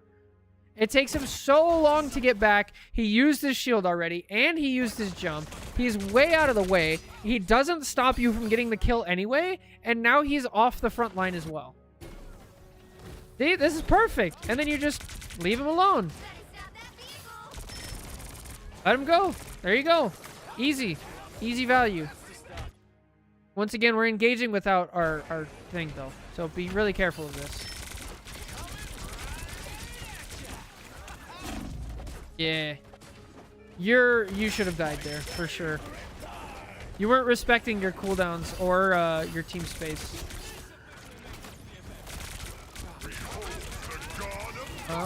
Flip. Great flip. Nice job. Go towards your team. Okay. Yeah. This is kind of what we see from supports sometimes, where we're like panicking. We're getting jumped by 2 people. Go towards your supports. Having a dino on your team is actually really great for this. Even if they don't have their shield or their jump or anything like that, that can grab. You can actually just... Oh, thank you, Libra. Yo, thank you for the sub. 3 times, 3 months. Appreciate it. Yeah, this is Hollow's VOD. So for Dino, even if they don't have any of their cooldowns on your team, you can still jump through them and they can just soak up the damage by being a bullet sponge, like, because their hitbox is so big. So I think if you realize that and you go towards your dino, you probably live here. No worries. No worries, Libra. I really appreciate the sub. It means a lot. You guys are the best.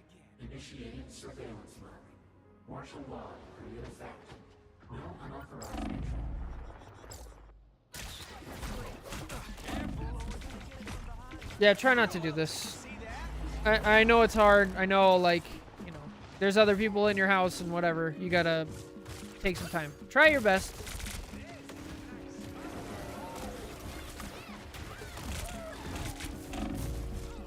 I appreciate it, Libra. I'll do my best.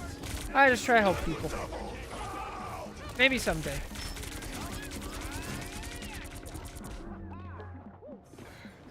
Okay, so we got to think about Star-Lord's effective range here and like what you're trying to accomplish. We spent like this whole fight jumping up here on this high ground, but we didn't really accomplish anything with the high ground once we got there because Star-Lord's effective range is much shorter than a character like, you know, Phoenix, Hela, or anything like that. Like, obviously Phoenix and Hela, but even other characters, he has a pretty short range. So coming up here, I think is fine. We push the Venom off, and we push the Spidey off. Job done, right? Now we can push the Thor off. Now we can push the Devil off. We get pushed off here, which is also fine. Like, and now you back up. I don't mind this. But we do need to be kind of close on Star-Lord. You don't have to be super close like Magic, because you don't have those escape routes. You're not a melee character.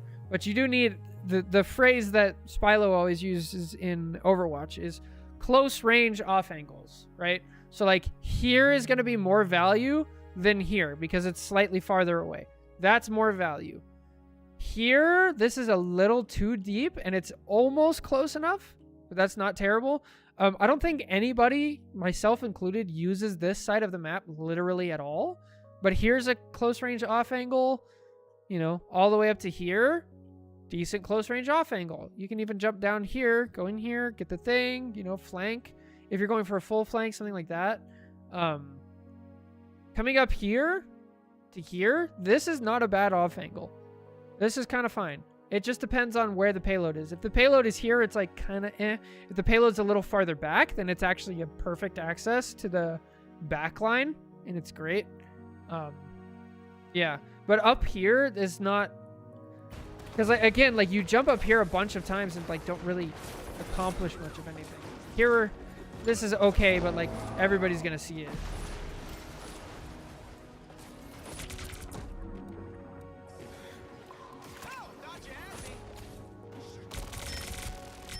Oh, oh. Nice shots, almost. Oh, let's go. Fly away, fly away, fly away. Oh, okay. So if you don't know the hitbox manipulation, what you want to do is you want to be flying up and down. You want to be flying up and down slightly above head height. So like right about here. And you want to be like up above their head while you do the, I want to say the E, but like the spin around star move, right? Yeah, like it's like a combination of Iron Man strafing, but also above their head, like forward and back. So it's not just up and down, but also forward and back and left and right. It's the whole thing. That's the way to do it. And then again, you want to use that above somebody's head. That's the way to do it. If you watch what's his name? I always forget his name, but he's a great Star-Lord. Somebody posted, I think, on here or in the quick play chat. Starts with a B. I'm sorry. I always feel bad. Brooks. Yes, thank you. If you look at Brooks. He does it all the time. He's always floating above enemies' heads. All right, so what happened here? I don't mind this. We're denying the high ground from Daredevil. He forces us off, but anytime he's on us, he's not on our supports. So that's a win for you. But then we jump the wrong way, right? You jump out into the territory that's not yours. So on this map, we zoom out a little bit. Actually, bring up my markers.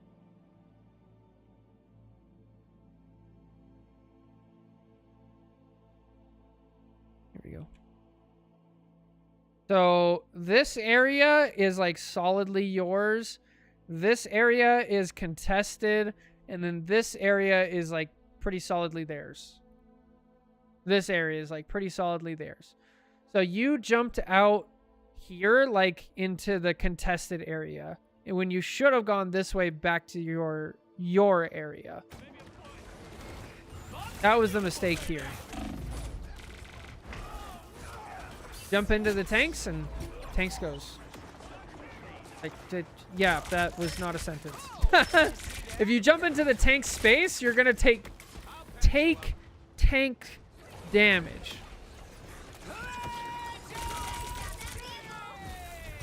I don't mind this. I think they definitely had a chance to secure contest the payload there. I think a better team probably would have contested the payload, so I don't mind you ulting there. Creating one ult for a point is super worth it. Better stop that vehicle. Double kill. Yeah, something like that, Libra.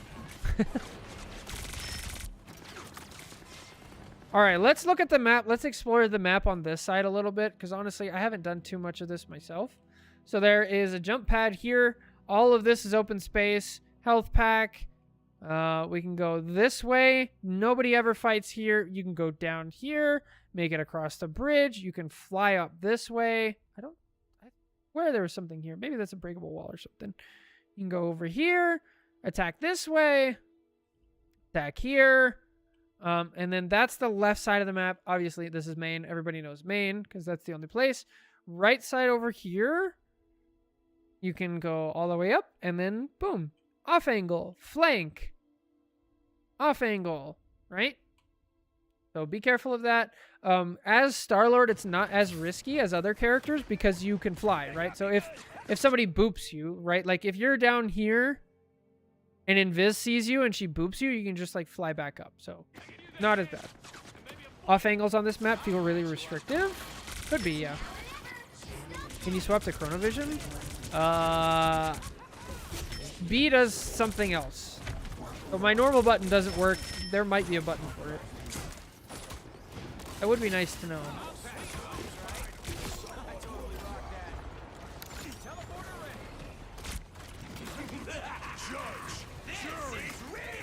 No!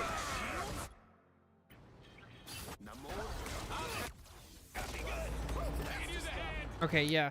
We gotta pay more attention to our jump pack. Like, we keep going in when it's at, like, half or less.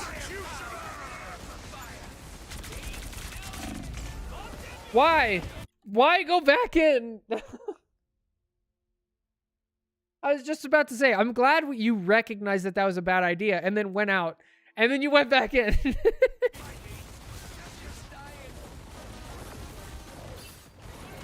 I wanted to farm ult since we matched. So that's true, but you have to time it right, right? So like they had the advantage, so they were pushing forward. So since you jumped back in, you're not really getting the ult, right? Like, where is yours? Bro, where is the rocket ult? Am I crazy? Because I see green team's rocket ult. You just get blown up instant. Oh, it did. Because they have a free. That's awful. Holy. That is one of the worst rocket ults I've ever seen.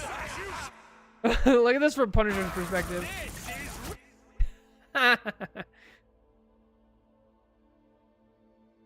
Oh, that's so funny. Jake was on Hollow for the jetpack, you should say.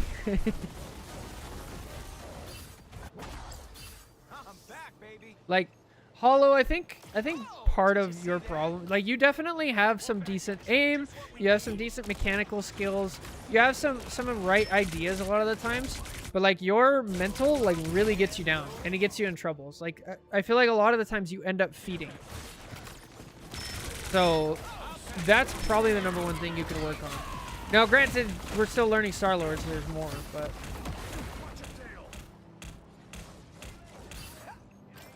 Only 60 seconds left.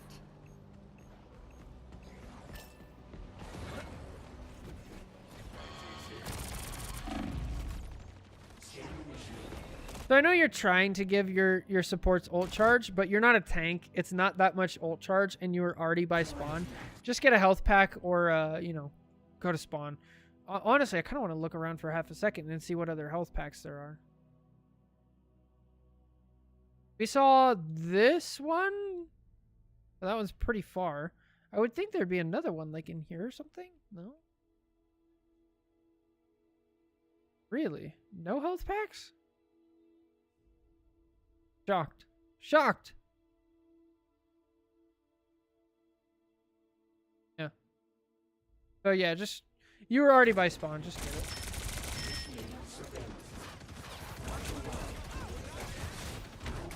Oh! Holy! Drive-by Wolverine. Okay, Rocket's dead. My mental is really bad sometimes. Yeah, it's tough. Playing a competitive game is is really tough. It's hard enough to play a competitive sport when like everybody's, you know, in like high school and we're all on the same team and whatnot, let alone when it's ranked and you're only teammates for 10 minutes or whatever.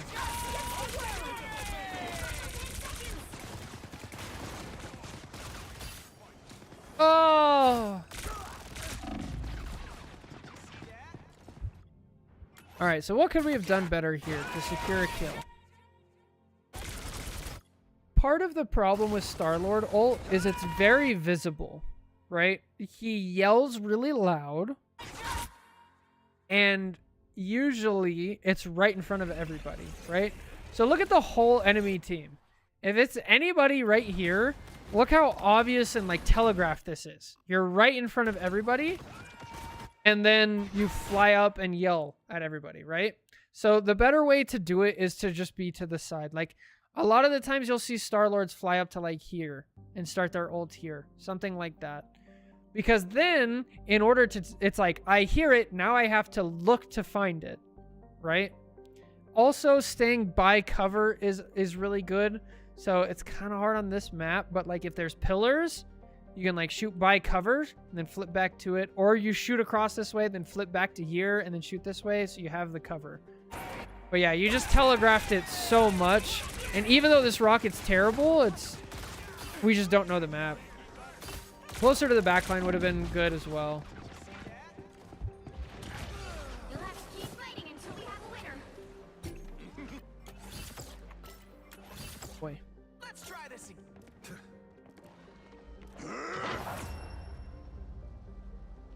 The current score is 0-2. I genuinely feel fear about Magol. Nice. 2. Here, Magneto. Yeah, so now we're on Thor? Is that right? On player 9? Alright, so that's it for Star-Lord. So now, if we do a quick recap, make sure you have your jetpack before you engage. Try to do up close off angles as often as you can. When you're pulling attention away, make sure you time it correctly with your team. Ult usage, stuff like that. Don't shoot the dino. Alright. The enemy is here.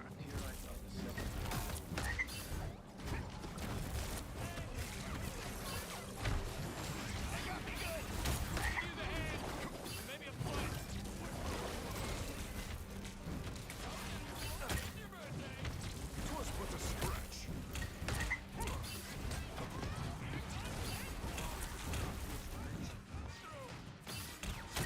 Within the range of battle. Okay, so far we're playing in a good spot to start with, right? We're not too far out, we're not too far back. We're getting some poke damage a little bit. We're shutting down this Thor, trying to come on our off angle, right? And we push him out, which is great. But we don't really fully push him out, and then he just comes in behind us, right? Like, take this fight.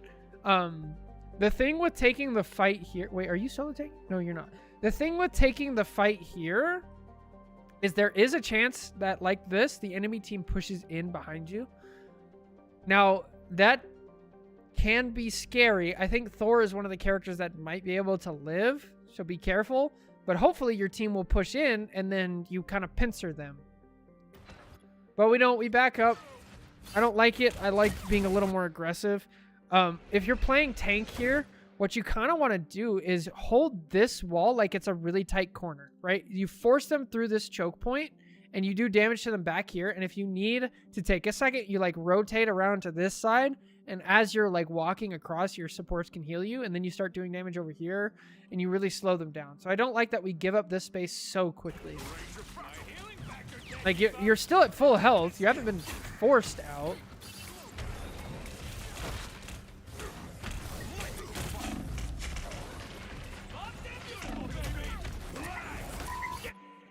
So when I say ignore Dino, it's kind of like how you're saying you're hyper aware of the Punisher. It's kind of like that.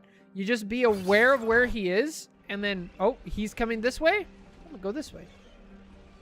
Dino's over here. I'm over here. I'm happy. He's walking this way. I'm over here. No, I'm happy, right? And you just mirror him. Within the Not you. Yeah, I don't mind denying the off angle, but it is really hard to do that. It's really hard to do that against a Punisher. Shotgun Punisher specifically. Nice. Okay. Oh, boo. Not terrible. I think you guys should get the point. Okay, good portal. Hopefully it's in a good spot. I don't like that spot. Oh, look. You... If your team wants to walk out, which this cloak does, they're walking out into the face of a dino. What you want to do is you want to put it here facing the other way. So your team can walk out and they'll be immediately touching point. And then if the enemy team wants to shoot them, there's a wall here, right? So look at it from this perspective. Let's see. If the portal is here, it's a wall, right? Now, you guys walk out, we're still touching point. Like, that's really important. We're inside of point, because if you portal off point, you're not touching anymore. Not good. And your team can walk out safely. The other thing with putting a portal here is now the dino's cut off, right? If the supports want to get to the dino, they have to move and go around. And, like, then your team can take advantage of that and, like, yeah. You make a wall with it, you give your team a safe place to, like, walk out. Just like staring at the whole enemy team is really bad. And then being up high and having your team jump out of the portal, also really, really bad.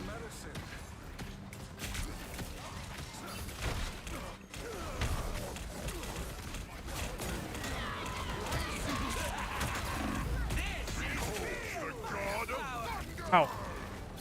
Ow, ow, ow, ow, ow. Help get that vehicle to its destination.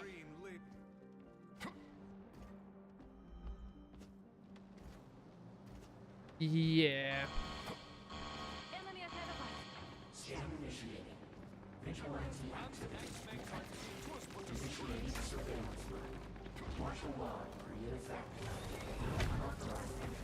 I like this. Area denial. Good. Force the Thor out. Great. Okay, he jumps back down. Clear him out. I don't mind this at all. Clear the high ground. Perfect. Pull some attention. So if you sometimes, like, especially on a tank who's kind of divey, if you sit up here and you're like, oh, Punisher's going to shoot at me, you can kind of just stand here and, like, take it. You know, throw your hammer at him. Maybe even pop your awaken form and start throwing lightning bolts at some of these people, right? We see the cloak has ult. Throw some lightning bolts at her. Because, like, Punisher, he's not really going to do much to you. Like, you'll have plenty of time to dash out.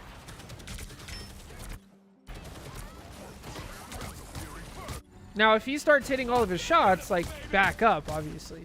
But that's the beauty of high ground. You literally walk backwards, and then he can't hit any more shots. Okay, Thor is looking for ult.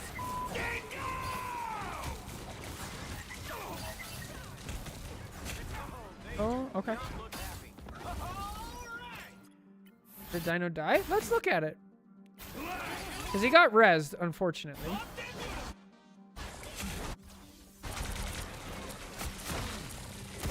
Goes for a kidnap, pops his bubble, try to get the kill.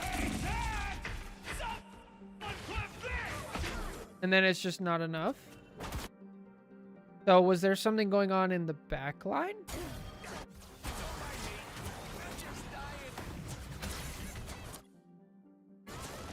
Oh.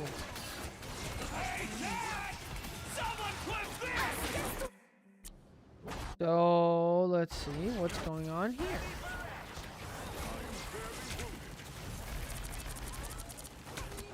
Both supports pop their shield.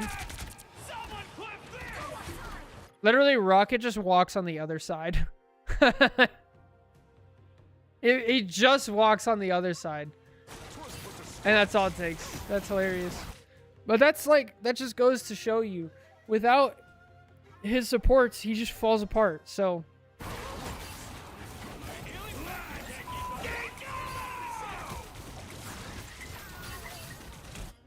okay, unfortunately, our team dies. I'm not sure why we're not backing up. They have a cloak ult going. we have our this Deadpool ult, but like it's not really a cloak ult, so I would still just back out.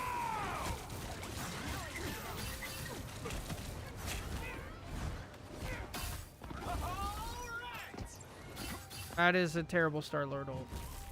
Unfortunate.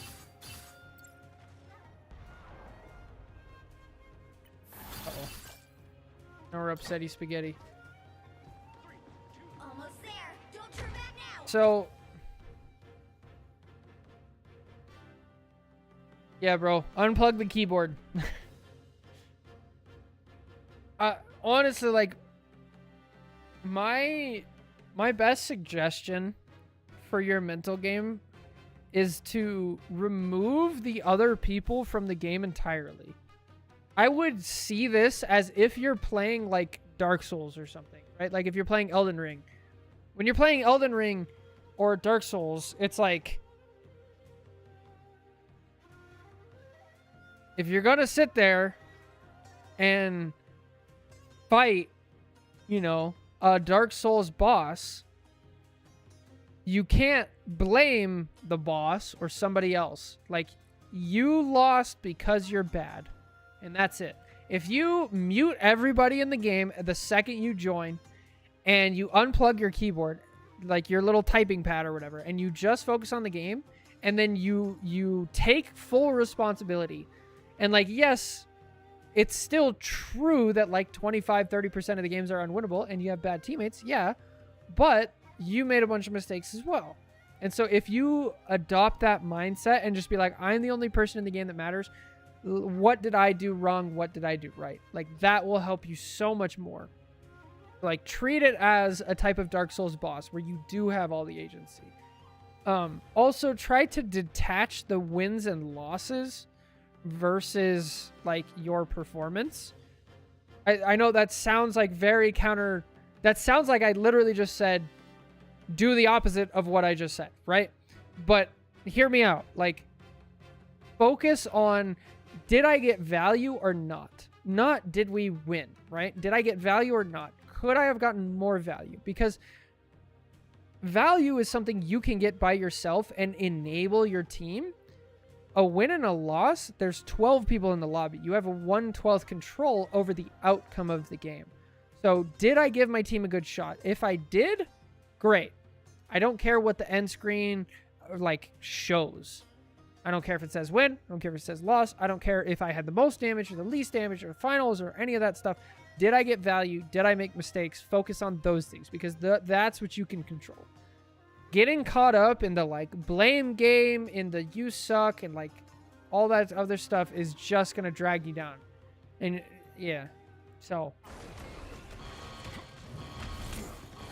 Oh.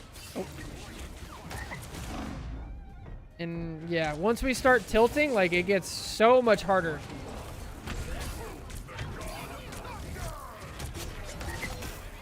Thanks.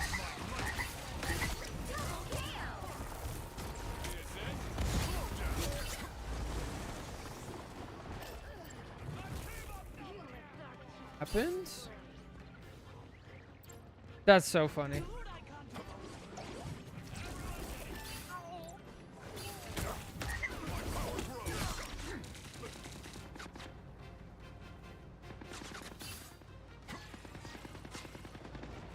So there's a Smash player, and maybe this isn't true anymore, but they used to say that he was the best in the world at seeing what's going on screen in front of him, right?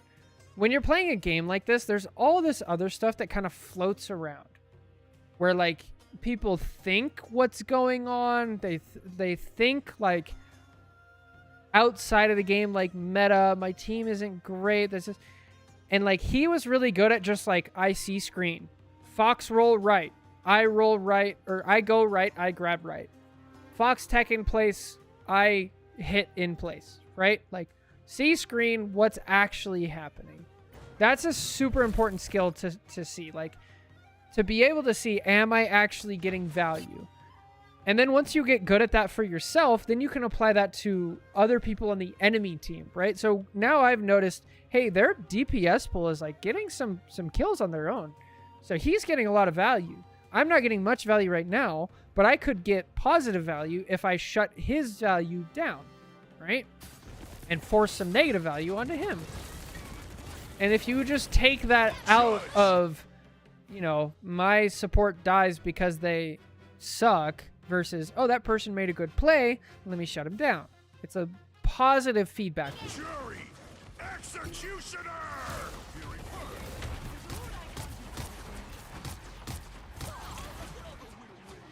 Anyone willing to help? I don't think we noticed that the rocket is dead, which is unfortunate, because if we did, there's a clear target. Yep. Oh, nice.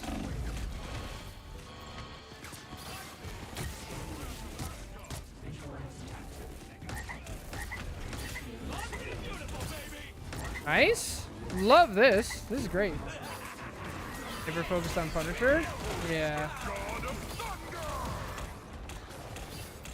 Yeah, I can't do that. I don't think that Punisher's done too much to, like, warrant it. I could be wrong. I mean, what's...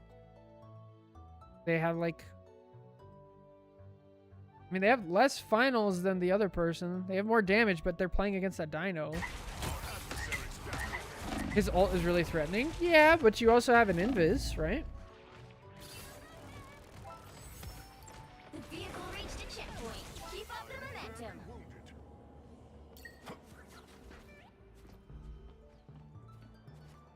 It's also like you're playing Thor, right?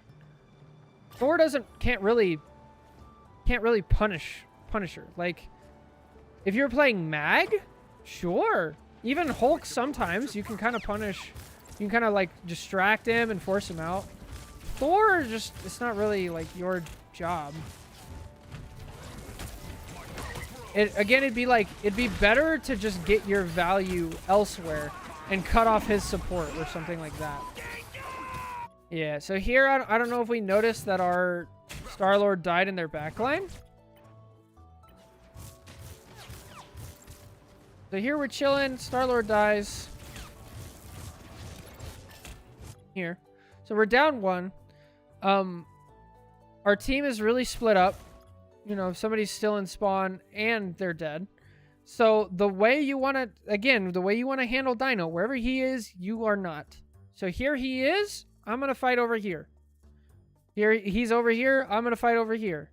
I'm going to use my mobility. I'm going to go up here, right? And then he's going to chase you. And then we'll go do something else. You don't want to be like this, because then you're just going to get pulled in exactly like that. And then on this point, like, it's pretty difficult because there's not too many places. So that's why you have to choose your spot really carefully. So here would be fine, right? Because if he wants to grab you, he has to turn the corner and grab you.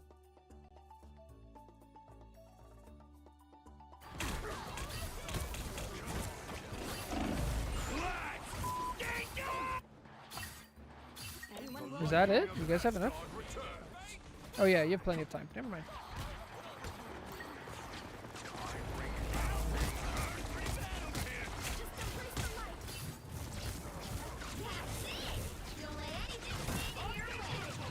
I feel like Thor is a really good matchup for Dino. As in, Dino, like, destroys Thor. Could be wrong. I gut read.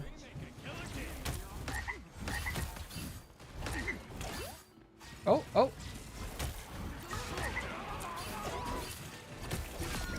I hate fighting Deadpool. It's so annoying.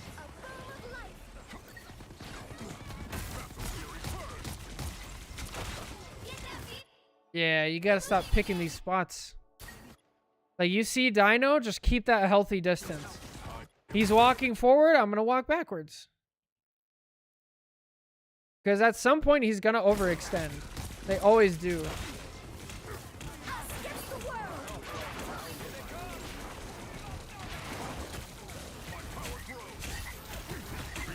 Too far. Oh, okay. Oh, dead.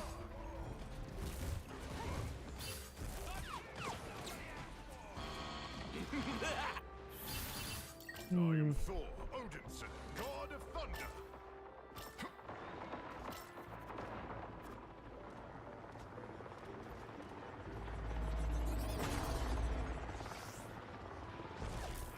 Gotta touch here soon. Down to 30 seconds. Yeah, dead.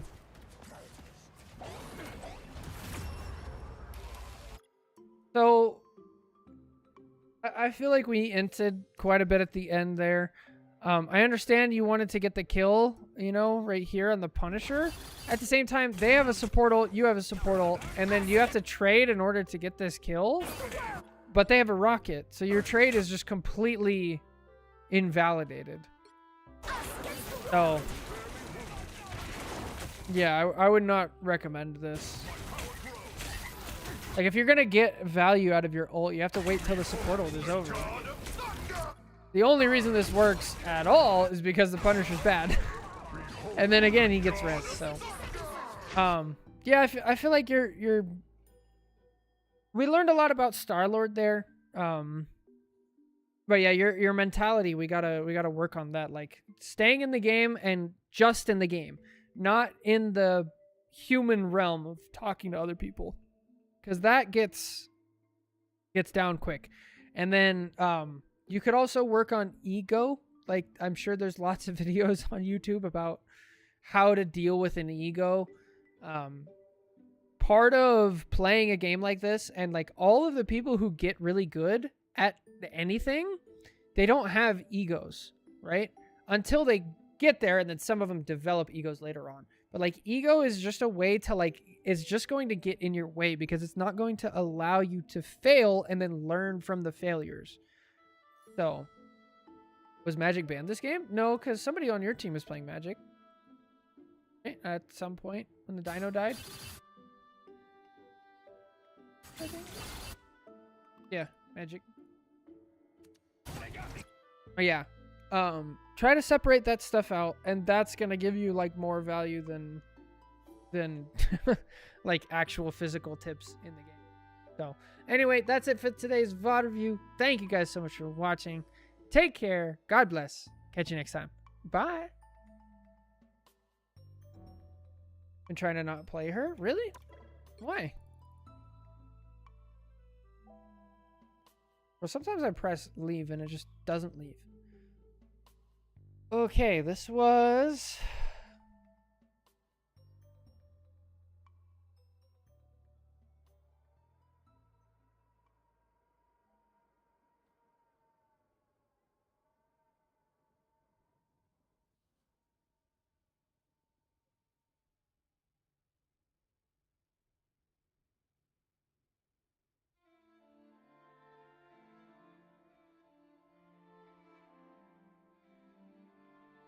I've been trying not to play her, focusing on Star. I will swap when I want to, but I don't want to default to just her. Oh, that makes sense. That. All right.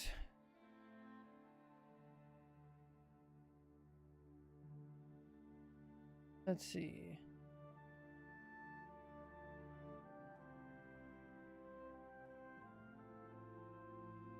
W grind set. Yeah, I put drop the ego. I think that's going to be the title of it.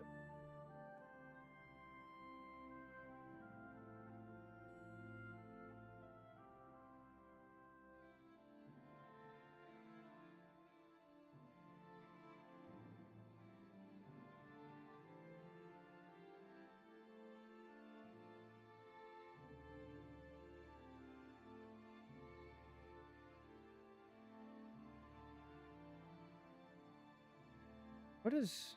Sorry, I'm looking at something. Okay, no. How do I stop this? Ah! Okay, there we go. Good lord. Alright. I'm gonna go nap. Alright, have a good one, Firelord. Thanks for stopping by. I think that's gonna be it for today for me. We got some VOD reviews in today. So, not bad. Only a few, but that's alright. But yeah, that's gonna be it. Tomorrow is Wednesday, so same thing as today. Take care. God bless. Good luck, Hollow. Wishing you the best. See you guys tomorrow. Bye.